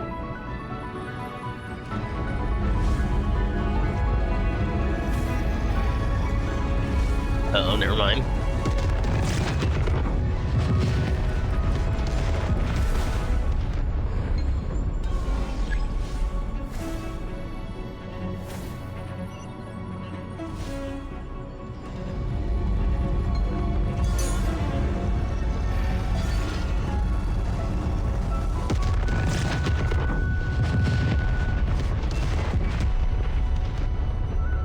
Damn.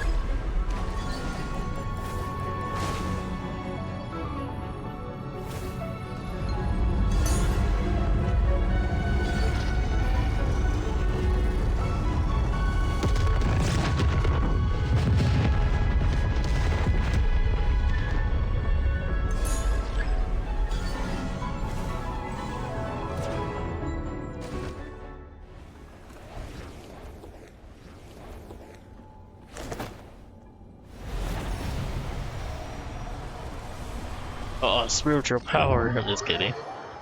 I'll handle the gravity. Just give me a moment.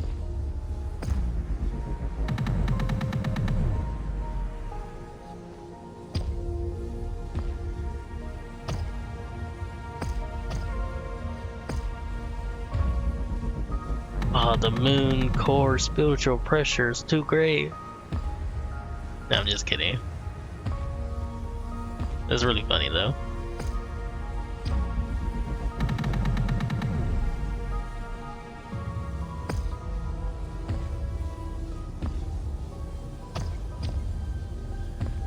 Damn. Come on. Hurry up, Colavina.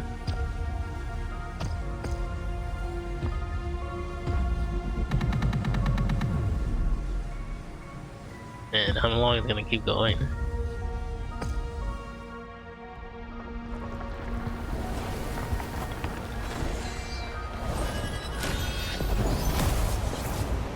Show off.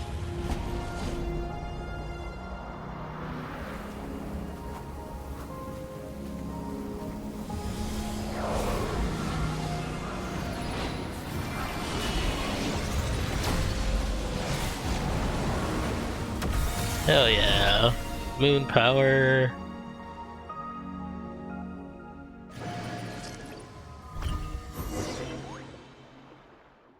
This is the moon's core. Beautiful, isn't it? The ancient moon energy concentration here is very high, so stay close to me. Let's keep going.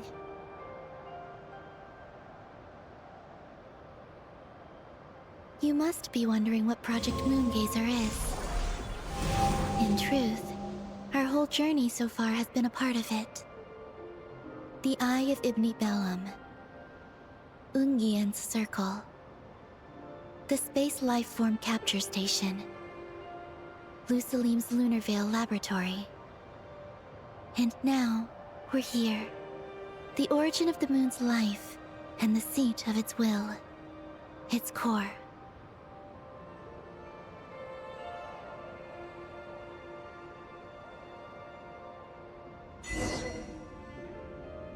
Our journey has reached its end. She is the key to activating Project Moongazer. Oh? An imprint left here by the project's final inheritor. Oh, it is a dragon. He's gotta remove the helmet. She will explain everything. Oh, we get to talk to a dragon? That's so cool. Hey! Hello there! Oh, hello. I'm Ninkigia. You can call me Ninin. That's what people usually call me. Aw, we know you. What's your name? Ibni Bellum? Ungin? Magis? Or are you Lusalim? I'm the traveler. No need to answer me. Unfortunately, I'm no longer here. This is just a recording. Very funny. But, if you look at it another way, it's not unfortunate at all. You're here. And that means the plan was a success. You have inherited our mission. Oh. You must still be very confused about a great number of things. Such as, who exactly am I? Let me tell you. You are a new life created through the will of the moon. A crucial part of Project Moongazer. And what exactly is this project? You must be thinking. Don't worry, I'll get to that. First, please thank the 3 Moon Sisters, who permitted our transgression and allowed us to borrow the power of creation from the moon's very origin. Oh, okay.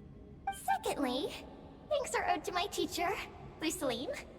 He inherited everyone's research and successfully collated all their ancient moon energy data. That's how I was able to gather that data in this sea at the moon's core. Then, when the primordial power of creation was triggered, BAM! A cute little black kuhanky, namely you, was born.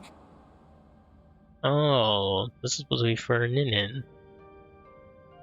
You might inherit the name of someone who came before us through the ocean of data. Or you might not. But, you will probably recall that you have a mission. So this is how Eggy was born. Next, we must say thank you to Madame Magis, who uncovered the nature of our astral visitor, a database life form. Her research was the foundation upon which you were born. And we have Ungien, who sacrificed his life to relay the final message that our guest civilization sent out into the stars. Unjin, that's the dude's name. So Unjin went to space. Came back to relay the final mission, but it was kind of crazy. And then his wife, Manjin, I think it's called. Right? Madame Maggie's, that's what it is. And the student of Ujin is Liam?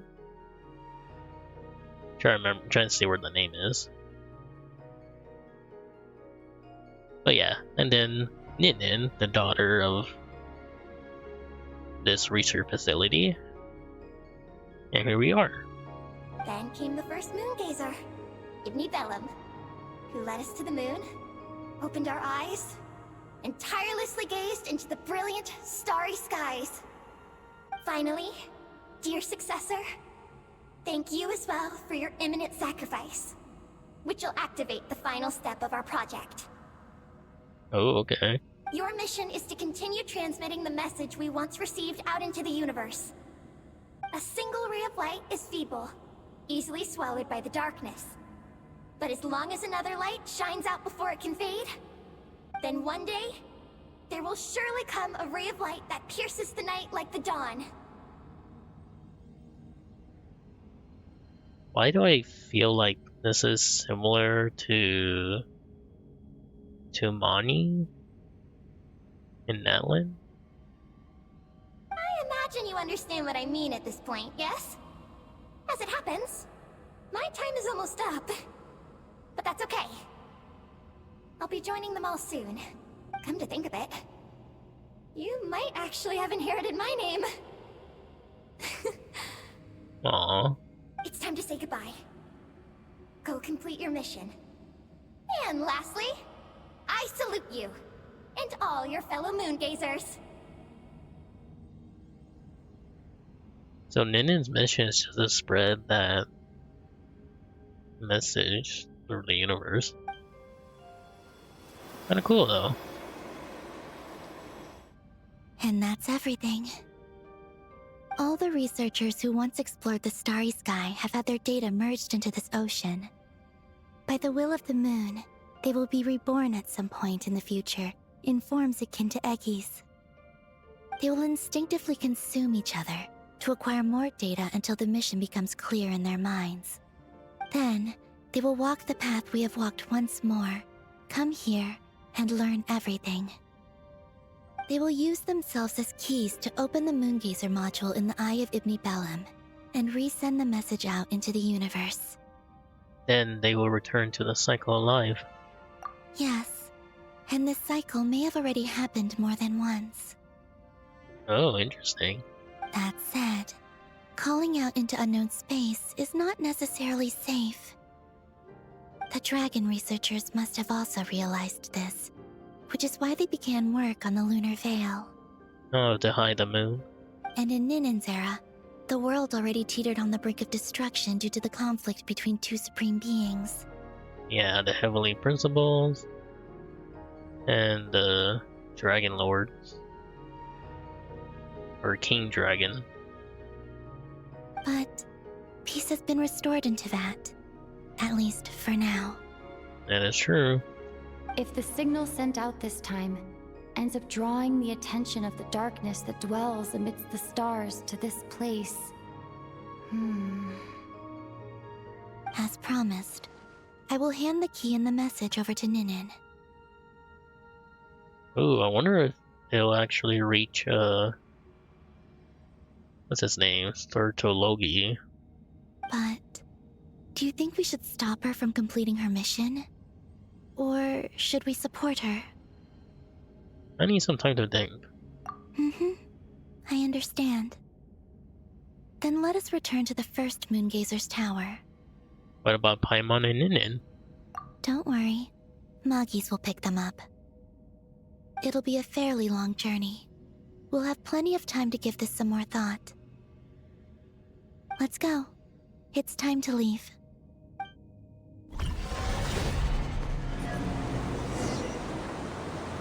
Magis has already picked Paimon and Ninin up and is heading back. We can get going once you're ready. Yeah, let's go. Then let's go. Don't need to stay here too long. Ah!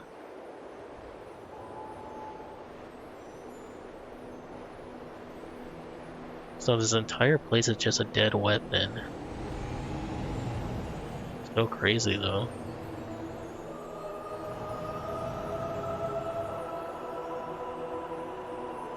It's pretty much like the Death Star in Star Wars. But, you know.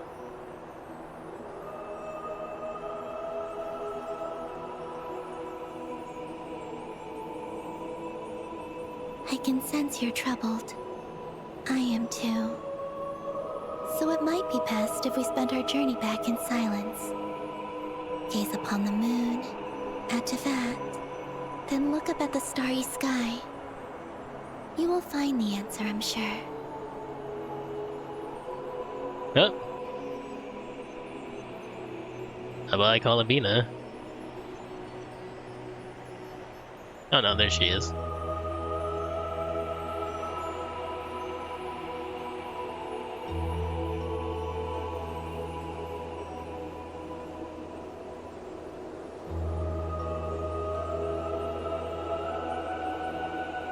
Oh, there's the vet.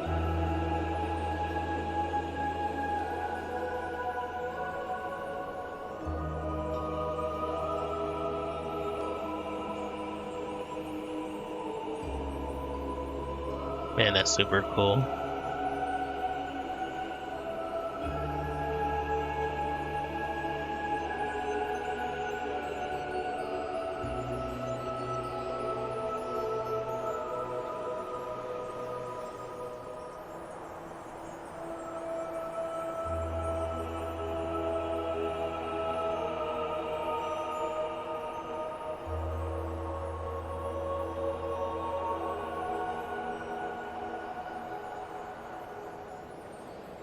Oh, she really did mean to travel to the tower in silence.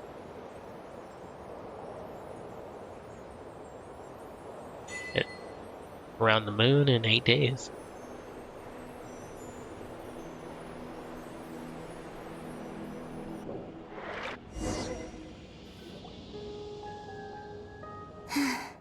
We're back. Traveler! Galambina! Looks like things went just dandy for you two at the moon's core, huh? We did indeed learn a lot. Oh? So, you know where Eggy came from? And what Project Moongazer's all about? Yep. Yes. And the key to unlock the Moongazer module. It's all right here. I'll hand it over to you now, Ninin. Once you've read the information here, you'll know what your mission is. Thank you. I have been waiting for this moment.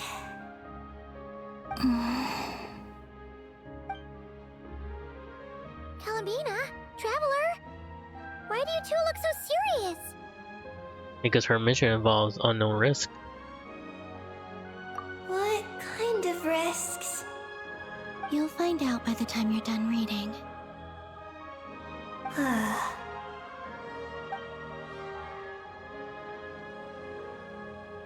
Oh, Paimon's a little confused. What exactly is Eggy's mission?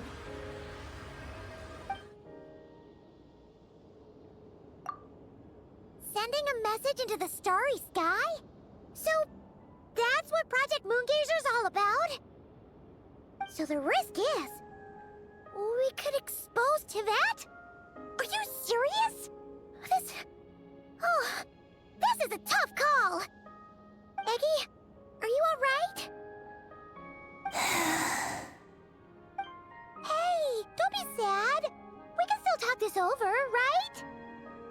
Remember those snacks? We can split them 50-50, no problem. No. I'm not sad. Tears of joy? But you're crying. I'm not sad. And I'm not crying. This is just a toast to those who came before. Aw, sweet.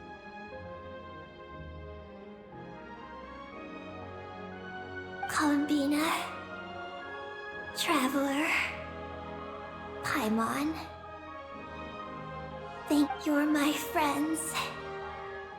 I don't want to make things difficult for you. So, I'm willing to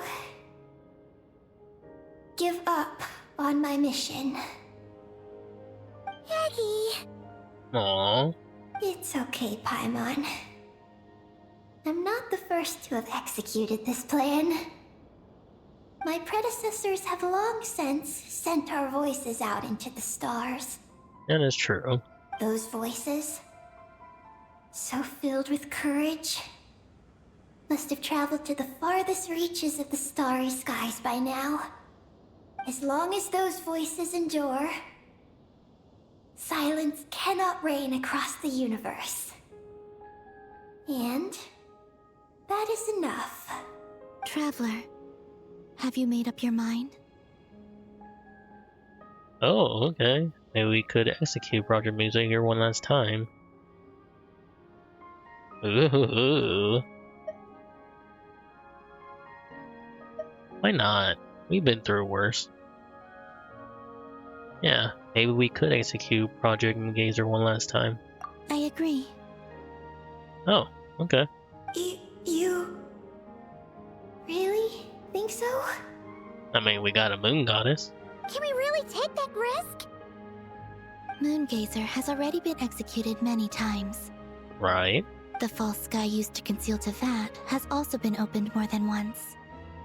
That is true. The frost moon has existed outside the false sky for thousands of years. Yet even now, there are no traces of abyssal corruption here. Oh, you're right. Oh, you mean this might not be as dangerous as we thought? There are many possibilities. Perhaps the Abyss isn't constantly watching this place. Or perhaps the Great Ruler of the Firmament has taken other measures. And to minimize risks, I will also use my power as the Moon Goddess to shield any message that Ninin might send. Huh? What does that mean? Kuvaki and the Ancient Moon's energy are both, in essence, the power of the Light Realm. As such, I can infuse my power into the transmitted messages. Oh, cool. Once the data passes through the false sky, I can also use that same power to monitor the surrounding area. If there's danger, I can erase the information. That way, we won't be discovered. Oh, sweet. Oh? Well, that sounds great. But can you maintain your power the whole time? Well, my strength does have limits. I can only keep it going up to a certain distance. I will try to shield the message as far as possible. At that point, its source will not be so easily traced. That sounds more feasible. But will this hurt you? I doubt it. Don't worry. We have the support of an entire moon here, you know. So, are you ready, Eggy? Once you've made up your mind, there'll be no turning back. Can I ask one more question? Yes? Why would you do all this for me? Because we're friends, silly. Because we're friends. That's it? Yep. Yes. That's all the reason I need. Moongazers, I send you all my regards. Paimon does too. I understand. Then I am ready. I was born for this moment. All right. Now sing out toward the stars. Javat's moonlight shall send you off on your voyage.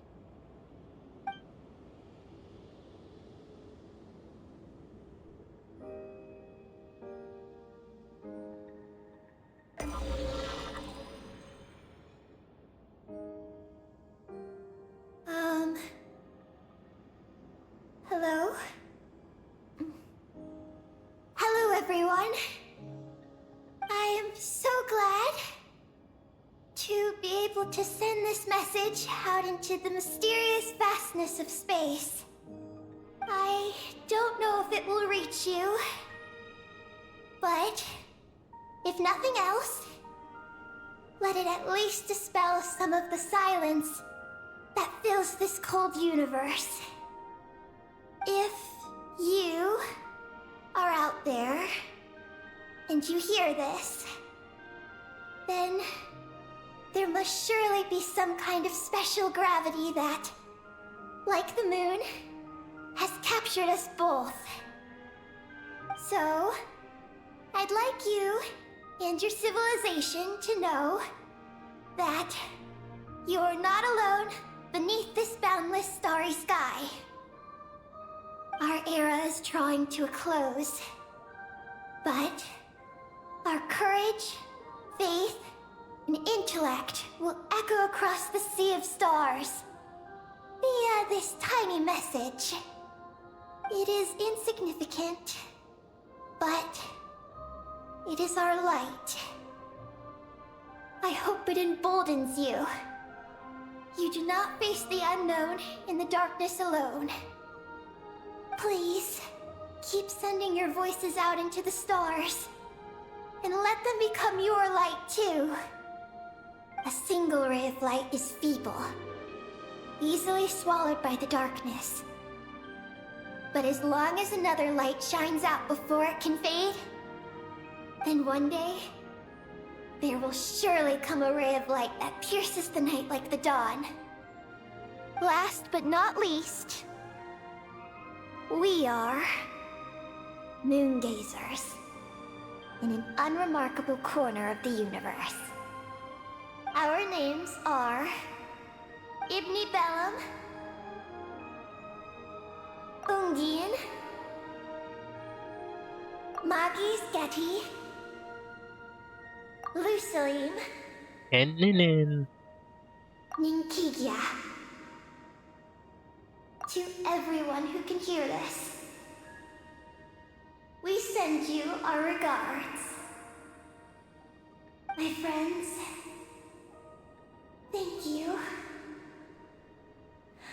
Let us meet again beneath the starry skies. Eggy has completed her mission. Oh, but she disappeared. Well, I guess that makes sense, huh? Her hat. Are you okay, Columbina? Aw, witness of the moon. Moon goddess once used her power to bear witness to the journey of the moon gazer. Now it has become a witness to your journey as well. I'm fine. But I need to stay focused for what comes next, since I'll be pushing my strength to its limits. Then let's hurry and find a quiet place. Oh. Goodbye, Eggy. Paimon will always remember you.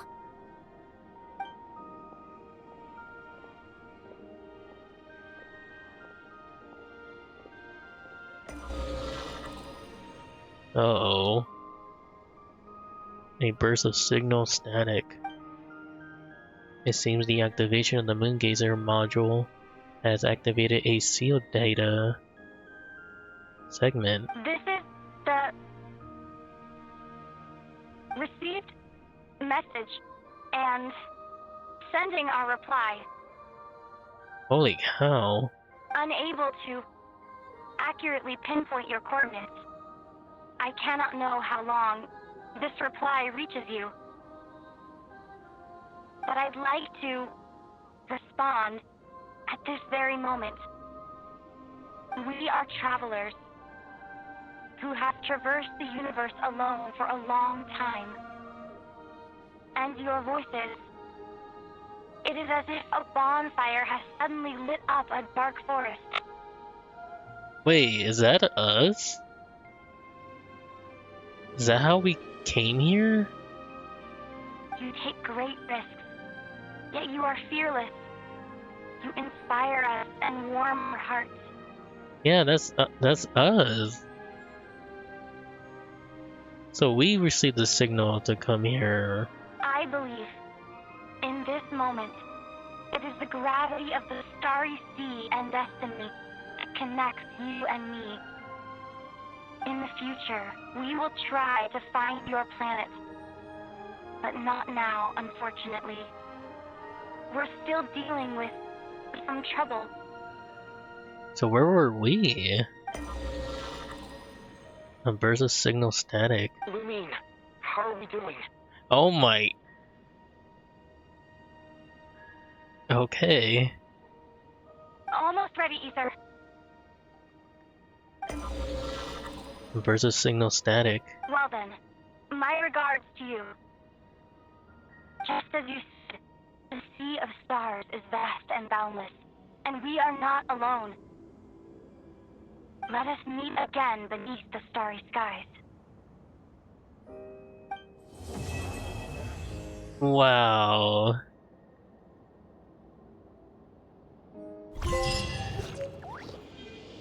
What? 6EQUJ5? What does that mean? A treasure buried in time. Your observation of the ephemerally visible celestial body indicates a tenuous atmosphere on the surface. No sign of life activity has been detected so far, but part of its surface structure do not appear to be naturally formed. Although I have expelled the Oathbreaker Ujin from the team, his lunar biosphere works, and nearby test sites may still be useful for landing on that star. But let's not dwell on him. May the Creator be forever crowned with supreme glory.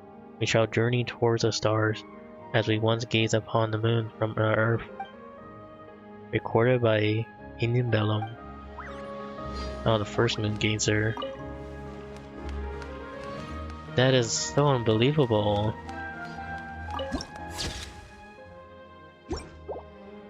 So this is how we came to Tibet. Wow, that's amazing. What a great way. That's so cool. But god damn it, we missed it. Wait, that wouldn't make sense though. Because that would be in the past. I guess it took a while for the message to get through. Oh, I guess that does make sense, because space travel is pretty far. Oh, it's so weird. I guess, there's no cutscene for these specific locations. So, we're just gonna go straight to the... I was just there. There it is.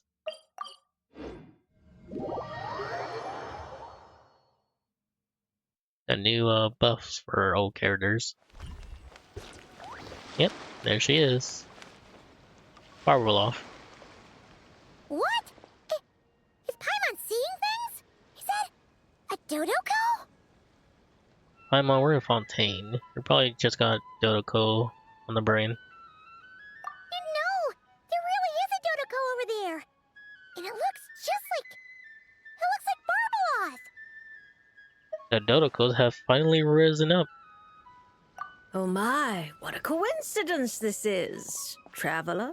Paimon? Why is there something so fishy about hearing such a powerful fortune teller use the word coincidence? Perhaps, but it's no lie. This truly is a pleasant surprise. As a descender from beyond this world, the traveler's fate is not anchored in Teyvat. Hence why most fortune tellers, including myself, are unable to predict your future. But happily, this particular coincidence couldn't have been any more fortuitous. I recently happened to glimpse a peculiar omen. And since I had some free time, I decided to perform a brief divination and follow the omen's course. Just for a spot of fun, you understand. Oh yes, and while I was following this omen, I caught a few ethereal threads of fate and glimpsed the faces of their owners. Here, take a look for yourselves. These are all the people we know. See? Didn't I tell you? Someone with so many friends was bound to recognize them all. I know that voice. Alice? Hi, you two. It's been a while, hasn't it? I thought I'd lend a hand with Barbie's divination. Indeed, if Alice hadn't insisted, I'd have treated these names as minor variables and discarded them from the divination. Maybe you should have. But then you would have missed out on this fun little excursion, wouldn't you? Besides, as mages, we couldn't possibly disappoint the little cuties involved in the prophecy now, could we? It's the dream of every child to receive wonderful gifts, go on grand undertakings, and watch mysterious prophecies unfold. Which is all to say, we simply had to see this one through. And there's no point arguing with Alice. Anyway, if I can gather these minor variables together, I should be able to adjust my divination. So here I am, seeking them out, and if possible, offering them a little fortune-telling. So when will they be here?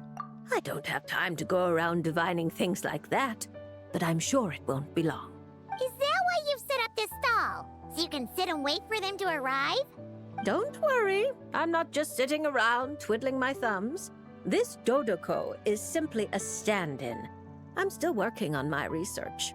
That's right. And I installed sensors on Barbie's Dodoko. As soon as the right person shows up, she'll receive an instant notification. And Dodoko will give a happy little wiggle to make sure our visitors are drawn on in. What are you doing back here? Take your arm off that. You'll knock my scryglass onto the floor. And hold that cup steady. I don't want you spilling hot chocolate on my manuscripts. All right, keep your hat on. Just 1 second. There you go, Barbie. This one's yours. I hardly put any sugar in it, I promise. When you say hardly any sugar, I can't help but feel like we're not speaking the same language. Back to business. After we followed up on Barbie's divination, I was hoping to gather everyone up, everyone involved, that is, and throw a huge party. I've even decided how we can send out the invitations. Don't worry, I've already picked out the most beautiful birds available. Picture it. In the dead of night, a huge, pure white bird flies through your window with a mysterious letter in its beak. Then you open it, and a whole new world appears before your eyes. Unfortunately, as I told Alice, doing that would only serve to disrupt the path of fate. Besides, dealing with such small prophecies is a real pain, so it's off the cards. Fate is such a spoil sport. Nevertheless, we can still have a party. When the time is right, I'll invite everyone myself. And as I do hate waiting for parties, Traveler, Paimon, can I leave the job of bringing your friends here to this stall to you? Is that okay? Then we'd be the ones disrupting the path of fate, right? Seeing as the people in the prophecy already have ties to the Traveler, in theory, their fates are already intertwined. If the Traveler steps in to invite them and hurry things along, it shouldn't have too large an effect on the divination. Reliable as always. For the sake of the party, it's in your hands. I promise to save you the best seats, closest to the cake. Barbie, why are you tearing that paper apart? What are you doing? I'm using it to plug my ears. Between you and Nicole, if my head isn't hurting, then my ears are. Ugh, I miss Octavia. Oh, that's sweet.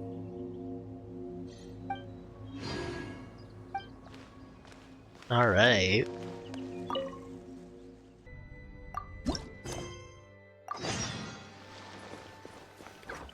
But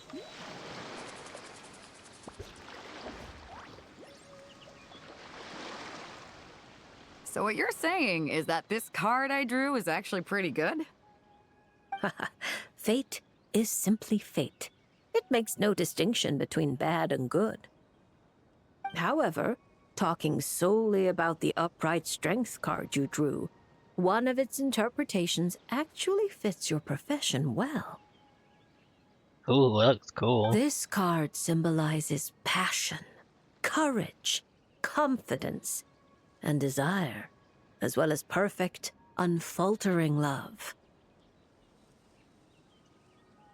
No matter what surprises fate throws your way, I believe you will take control and steer a steady course. Oh, don't flatter me. By our rules, a good fortune means paying extra for the reading. Here, I'll leave my coin pouch with you. If you have time, could you read the fortunes of my crew? Haha! That's the first time I've received a request like this. We've sailed this ship from one corner of Tevat to the other, braving the winds and waves. After so many years at sea, there isn't one among them who doesn't harbor troubles of their own. I may be their captain, but there are things even I can't help them with. So, running into a fortune teller like you, it made me think you might be able to help set their minds at ease. Awesome. As for recompense, that won't be a problem. We've done good business on our way here and dragged in quite the haul. As intriguing an offer as that is, I'm afraid I'll have to pass. I fear there aren't enough cards in my deck for such a sizable crew. Ah, Traveler, Paimon. I haven't seen you in a long time. Are you here to have your fortunes read too? Hey, Beto, what are you doing in Fontaine? I'm here on business, of course. And to help a certain someone scout out new trade opportunities while I'm at it. A certain someone, I'm guessing is... Our esteemed Tianxuan, of course. Yep. Who knows what kind of scheme she's cooked up this time. A few days ago, completely out of the blue, she tells me there's good business to be had in Fontaine. Doesn't ask my opinion, just whips out a detailed itinerary and tells me to follow the trade route it outlines. Turns out, she'd already sent people to scout ahead. I haven't had any urgent business lately, so I went along with the whole thing. And what would you know, it's been plain sailing the whole way. What was supposed to be a 2-week job got wrapped up in just over 1. I figured since we're already here, we might as well stick around and have some fun. So I gave the crew some shore leave to kick back and relax. Matter of fact, just yesterday, I booked an event space at the Hotel de Boer, and the lot of us drank up a storm. The crew's still sleeping it off at the hotel, so I thought I'd venture out for some fresh air and to sober up. But I only made it a few steps before this, fortune teller stopped me and asked me to draw a card. Oh, you already drawn one? Here, it's the strength card. Looks like a good one, and since it's the right side up, I think that makes it even better. Upright strength. How should Paimon put this? It really does suit you, Beto. Fortunately, I don't have that card. It certainly does. Now, let me explain the other meaning it holds. Don't tell me. It's bad news. I wouldn't say it's good or bad, and it's not directly related to your fortune either.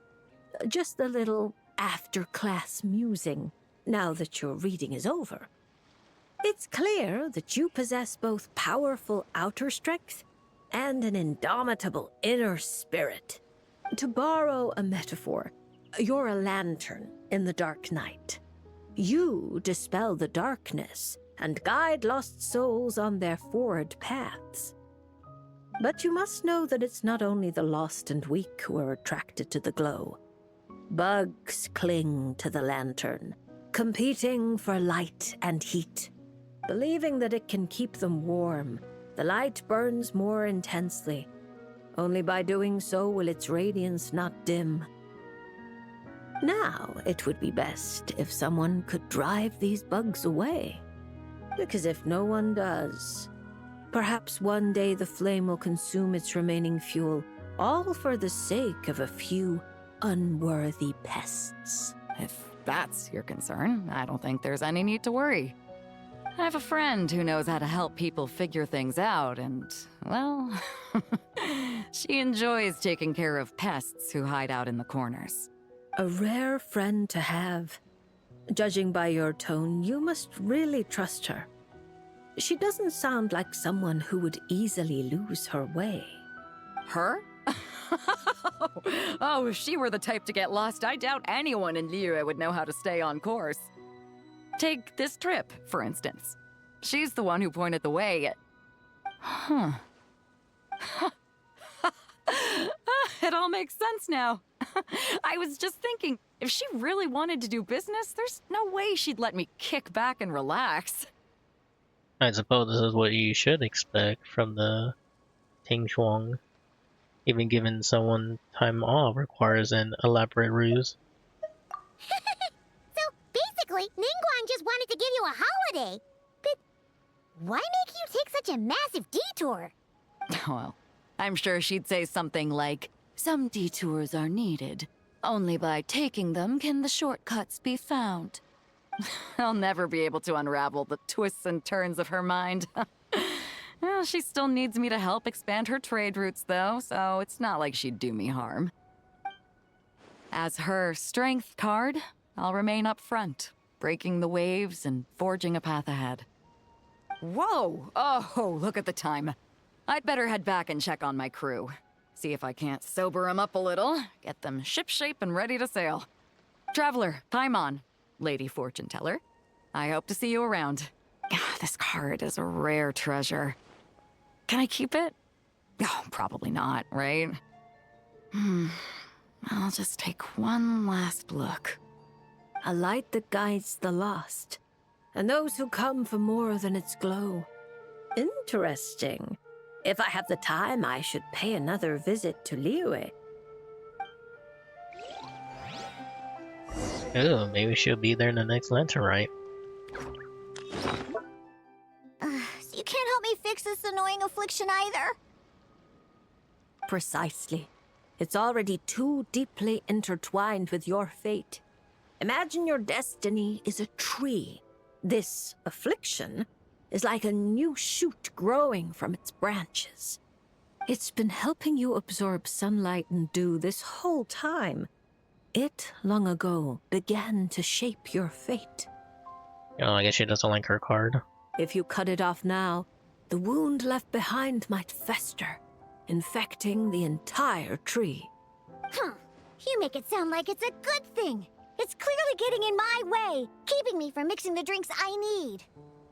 It's more like one of those vines that wrap around the trunks of giant trees, restricting their growth and slowly strangling them. Well, if that were the case, your fate would have rejected it, and we could have easily pruned it away. Unfortunately for you, it's not at all what you say it is. All right, enough talk. That should be enough to convince you I'm a legitimate fortune teller, yes? Now, just like I told you, come here and pick a card at random. And let me give you a little advice about your future. So I just pick one at random, Okay. How about this one? No, wait! This one! Don't overthink it. No matter how you choose, you can only ever draw the card that's destined for you. Oh, this fortune teller's laugh is so creepy! She's just like an old witch from a fairy tale. But since she's so good at it, her advice could prove really helpful. I have to choose my card carefully. Long time no see, Diana. You're scaring her, Barbaroloff. Huh? Traveler? Paimon? True to form. Here you are at just the right moment. Timing is my strong suit. Well said. Compared to an intangible thing like fate, commissions have a far more intuitive effect on shaping our words and deeds. Now, seeing as you're here, perhaps you could have a word with this little one. She doesn't seem very trusting of an old witch like me. Well, it's not so easy to trust a weird-looking fortune teller who's set up stall in the middle of nowhere. Oh, the traveler seems to know this fortune teller pretty well. Great. I can finally have someone I trust. Traveler? Paimon? Come over here for a sec. I need to talk to you in private. If only I could see your mouth. I was just about to ask, what are you doing in Fontaine? Looking for new ingredients, of course. My previous approach to mixing drinks was far too narrow-minded. I kept limiting myself to actual food. Paimon wouldn't exactly call the things you put in your drinks food, Diona. Well, it's all technically edible, as long as you grit your teeth and close your eyes. It's stuff you can force yourself to swallow. So you're planning to find completely inedible ingredients. Exactly! I've already found a bunch of rusted screws, scrapped cables, coagulated chunks of grease, dust bunnies, toe jam. Gross. And it's all thanks to that guy from the Fontaine Research Institute, who makes Fanta. He's been a real help. Oh, that guy. You know Henry? Where did you run into him? Where did you run into him? Well, I heard that really tasty fizzy drink stuff comes from the Fontaine Research Institute, so I headed over to take a look.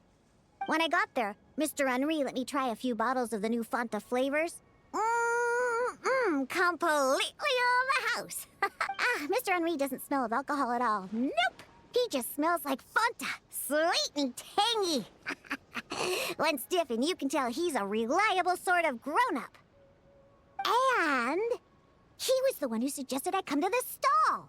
He said my affliction is probably beyond the Research Institute's ability to analyze. But he heard that this weird fortune teller who showed up recently near the court of Fontaine, apparently everyone who's been here says she's crazy accurate. Maybe if you get your fortune told, you'll learn something about what's causing your affliction. If you grasp the principles behind it, perhaps you could find a cure. Well, hard to argue with that logic. Guess he didn't end up becoming a researcher at the Fontaine Research Institute for nothing. So I came here to see the fortune teller. As soon as I walked over, she stopped me and said there was a strange disturbance surrounding me. I mean, you have a power of Oceanid to make any drink delicious. Before I could ask, she blurted out all the answers to my questions. But the scientific logic of the Fontaine Research Institute doesn't directly apply to divination. That is true. Even if you understand the principles, it doesn't mean the solution will be easy to come by, just like I told you. Mysticism isn't built of bearings and bolts, and I can't simply repair your fate for you. Oh, are you telling me nothing can be changed? Then what's the point of drawing a card? By drawing a card, you may just find a tiny missing gear to fit into the... It may seem insignificant, but when installed correctly, the tiniest gears can still drive massive mechanisms. Alright, she was talking about the Wheel of Fate. Yeah. You're not just humoring me, are you? Traveler, what do you think? Just relax and draw a card. All right, if you say so. Then I'll take one.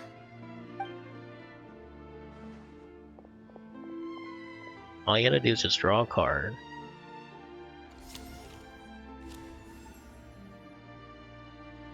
All right, here we go. Looks like it's... That's a new one. I never seen that one. Oh my, how strange. To think the disturbance surrounding you has grown with such vigor. Oh, and upside down too. It's no longer a shoot, but a sturdy branch. How curious. Huh? What are you saying? Does this mean the drinks I mix will taste even better from now on? That doesn't sound like a bad thing itself, given everything we know about Diona's motivation. If we judge solely by your affliction, that would indeed be the case. Furthermore, the card you drew is the reversed High Priestess. Ooh. Which means you've been too focused on the illusions before the veil. Which is precisely why you've been unable to pass through it for so long. That doesn't sound like it has anything to do with mixing drinks. I thought this card would tell me what ingredients I need to use. The lunar arcana aren't known for creating recipes. At least, not yet. But mixing drinks isn't the only way to find the answers you're looking for. The answer is to teach those old booze hounds a lesson, so they never get drunk and cause trouble again. You're certainly driven, but while your body moves forward, your heart remains stuck. That's not true. I hate those weird old drunkards from the bottom of my heart, especially... You're dead. I see. Then, have you talked to the one who fills your heart the most? What? How did you know I was thinking about one person in particular? I didn't even... Through divination, of course. Perhaps you should cast aside your impatience and confused emotions and tell him how you truly feel. You might find it more effective than trying to mix the most disgusting drinks in the world. There's no way he'll listen. Once he started drinking, he doesn't listen to anyone. Perhaps that was true before. But now, you found a tiny gear from the Wheel of Fate. Return to its rightful place. Certain things might undergo subtle changes. You mean that? But it is just a card. Of course not that. I'm talking about your heart. Something which has already begun to change. My heart hasn't changed at all. Now, I need to go look for ingredients. How much is the divination fee? I can pay it in full. Oh my, what a well-mannered child. Much more endearing than that other little brat. But there's no need for a fee. Just consider this a gift from a witch. Thank you. If you ever come to Mondstadt, I can treat you to a drink. I guarantee it'll taste delicious. Mondstadt, you say? Yes, if I get the chance, that might not be such a terrible idea. And thank you for helping me out, Traveler in Paimon. You're welcome. If you ever need help, just let me know. No matter the trouble, Paimon and the Traveler will swoop in and save the day. But swooping in is thirsty work. So once we're done, we wouldn't say no to some of your tasty drinks, Diona. It's a deal. Next time you're in Mondstadt, I'll treat you to the best drinks you ever tasted. The kind with absolutely zippo alcohol. By the way, if you have any more questions about your card, look for someone named Mona. You probably already know who I'm talking about. Mona? Yeah, I know her. She always orders the cheapest drinks. Is she a powerful fortune teller too? Ha! She's nowhere near my level. Still, she should be up to the task of reading the lunar arcana. Otherwise, she might as well hang up her hat. Just tell her you've brought a prophecy on behalf of the mighty astromancer Barbeloth Trismegistus as a test. Don't worry. As long as you say that, she'll do her best to interpret it for you. I think I got that. Astromancer Barbeloth Trismegistus. Yes, that's a long name. Come to think of it, isn't Mona's name really long too? I think it was the what was it again? That's very funny. Oops, wrong thing. Oh, Melusine.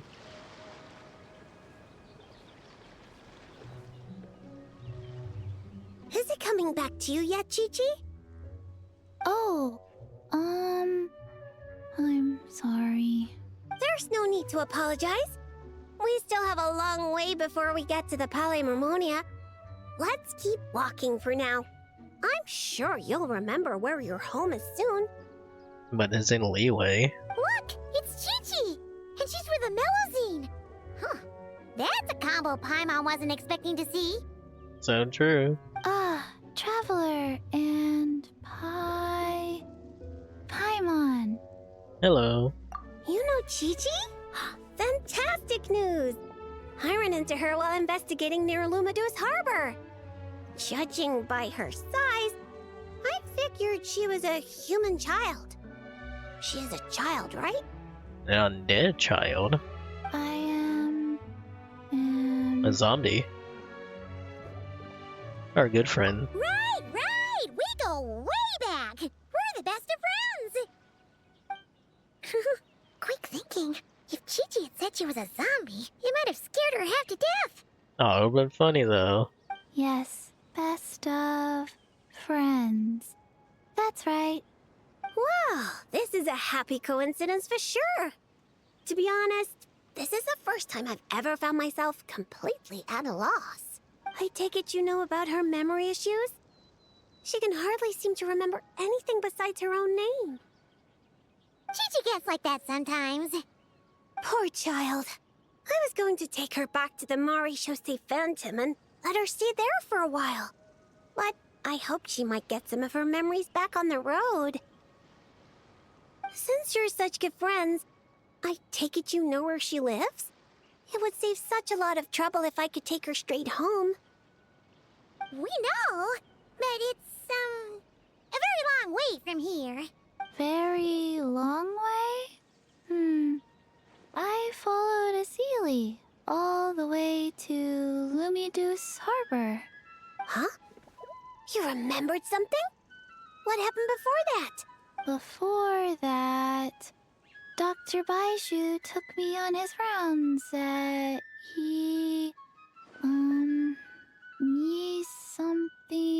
something. I went to gather herbs and... Oh! Baiju took you to Yilong Wharf, right? Detective Paimon thinks she knows what happened. Baiju took Chi-Chi to visit patients at Yilong Wharf. She got lost while gathering herbs, saw a Sealy, and followed it all the way to Lumideus Harbor. Good thing Paimon and the Traveler read Robin versus Chesterton. Simple deductions like these are a piece of cake for Paimon now. You do know that book of work fiction, right? Aha! Well, that checks out. I'll take Chi-Chi back to Yilong Wharf right away. Dr. Baiju is Chi-Chi's guardian, is he? He must be worried sick. Wait, those people in Barbala's prophecy, wasn't Chi-Chi one of them? Oh, you're right. Paimon almost forgot about that. Barbalos, are you there? Can you hear us?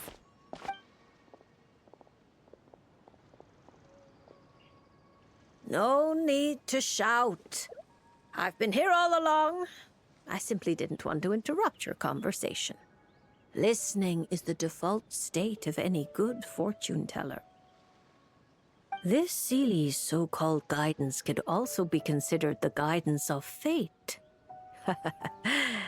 Since you're here, Chi-Chi, why not let me read your fortune? Fortune? Oh dear, Barbie, allow me to interject. You're really not suited to talking to children, you know. You're scaring the poor girl. Let me take this one. Now listen closely. This is how you deliver a little surprise gift. I didn't think Alice was gonna intervene.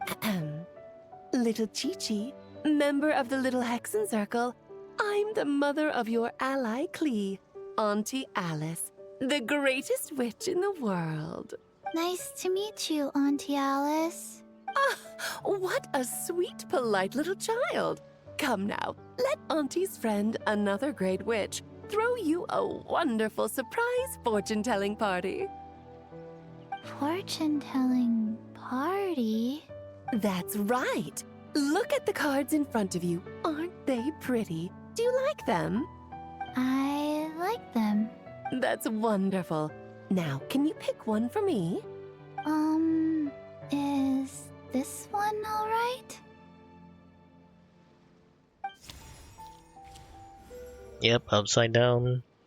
Deaf? Of course. And because you were so wonderfully well behaved, that card is yours to keep. Thank you. All right, Barbie, break time's over. Come help little Chi-Chi with her reading. Oh, you don't need to shake me awake. I've been listening the whole time. Upright hanged man. Oh, it's not upside down? Oh, but it's a hangman. Ooh. Very few people draw this card. Oh no, it is upside down. That means you're very special, Chi-Chi. It symbolizes transcendence and waiting, and also detachment from the everyday world. There are shackles that bind you, but you yourself have no desire to break free from them. Shackles? Do you mean my orders? At least on the surface, you wouldn't be wrong to understand things in such a way. As for your future, all you need to do is wait. Of course, it's not like you lack for time, but...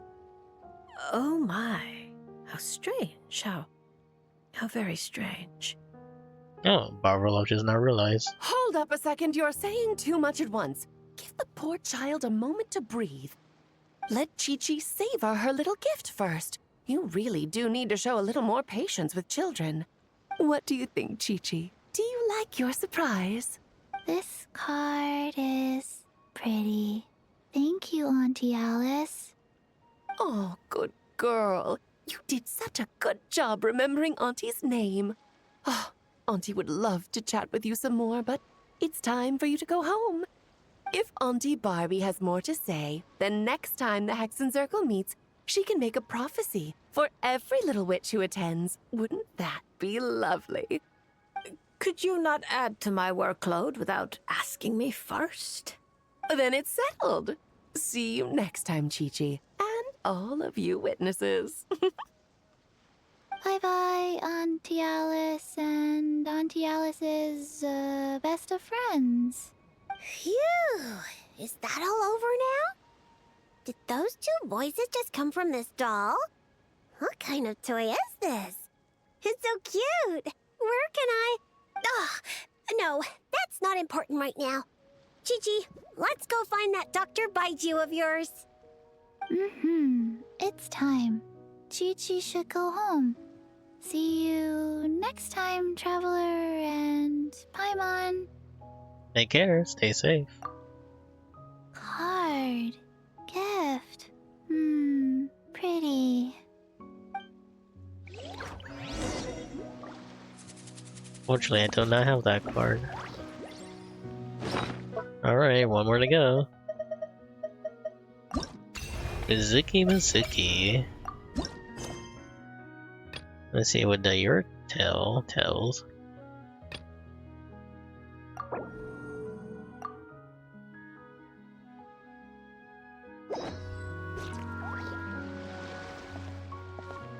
Huh? Isn't that Mizuki and her two mini Baku? Are they talking to Barbeloth already? Aw, look at them. They're so chubby and cute.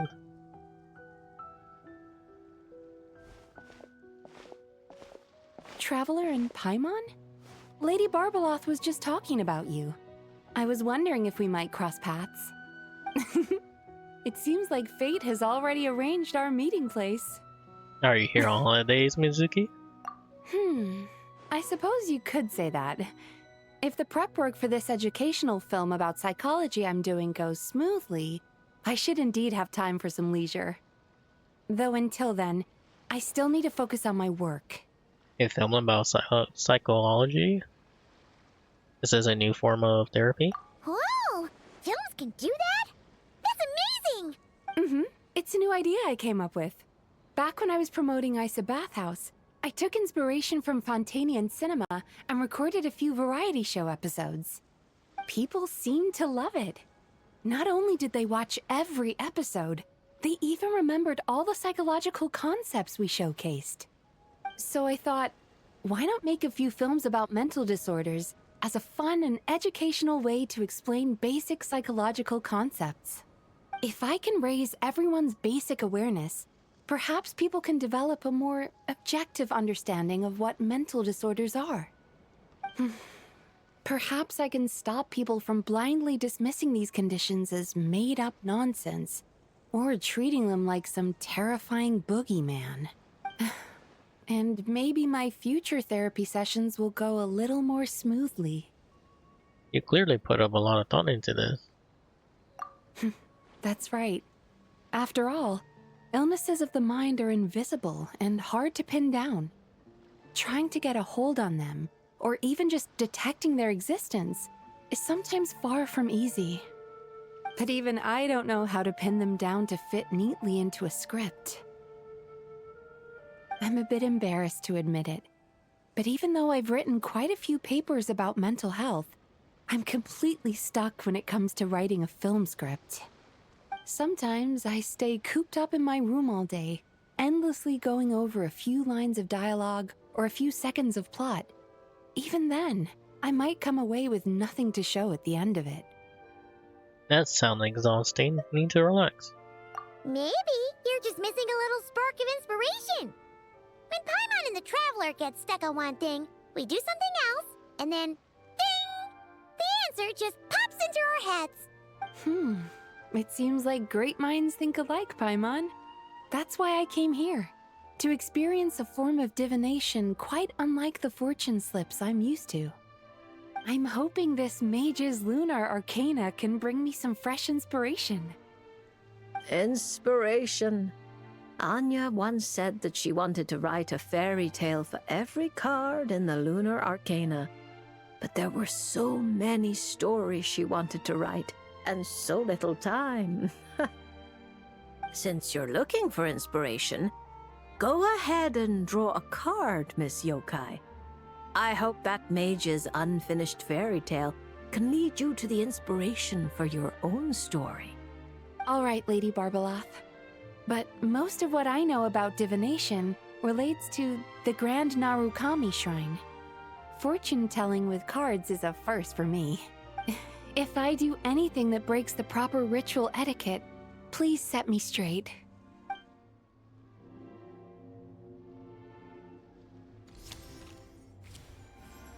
Oh my, the reversed moon. Ooh, interesting. The upright and reversed meanings of the moon are similar. Escapism, illusion, self-deception. Like someone traveling beneath a dark moon, having lost their way forward, but not knowing how to break free. That doesn't sound good. Yeah. Why does the meaning of this card sound like a warning? Paimon's got a really bad feeling about this. However, since Miss Yume Mizuki can still hear this prophecy, it means the situation is not yet too dire. With a little effort, you may be able to exit the haze that obscures your path ahead and find what you seek. Escapism, illusion, and self-deception? Taking the card at face value, yes. To put it more plainly, you're running from an answer that's right before your eyes, searching far when you should be looking near. Are you saying there's someone who can review my script standing right in front of me? It's not limited to just the script, but how you interpret the meaning behind the card is entirely up to you. The answer is right in front of my eyes, yet I'm searching far when I should be looking near. I think I understand what you're getting at. When you put it like that, I really have been deceiving myself. Or rather, I couldn't help but search far when I should be looking near. I thought about visiting Yae Publishing House and asking Guja Yae for advice, but then, from a clinical perspective, I suppose this counts as unconscious avoidance. Thank you for your divination, Lady Barbeloth. You really helped me find inspiration after all. There's no need to thank me. I did nothing. You untangled the threads of fate yourself. I merely placed the loose ends in your hands. However, Guji Yae is also someone swept along by fate. Intertwining threads often bring trouble. With that in mind, keeping your distance wouldn't necessarily be a bad thing. If I simply asked for some feedback on my script, surely that wouldn't bring fate into the mix, would it? As I said, how you interpret things is not up to me, Miss Yume Mizuki. I cannot see every twist in your future from reading a single card. Who can perceive every obstacle on the path of fate before it trips them up? Sometimes it's just like that little brat said. Fate is called as such, for it cannot be changed, nor can it be reversed. It can only but be accepted. Anyway, Miss Yokai, I look forward to watching your film. Oh, that's very sweet. Awesome. All the other stuff was just like fighting and unlocking their stellar abilities. But that will be it for me. It was very interesting, that World Quest. If you ever want to trade tactics, I'm always ready.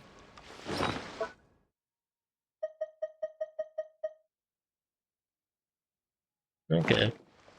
Alright. That should do it. Thank you for watching, and anyone who watched after the stream, thank you as well.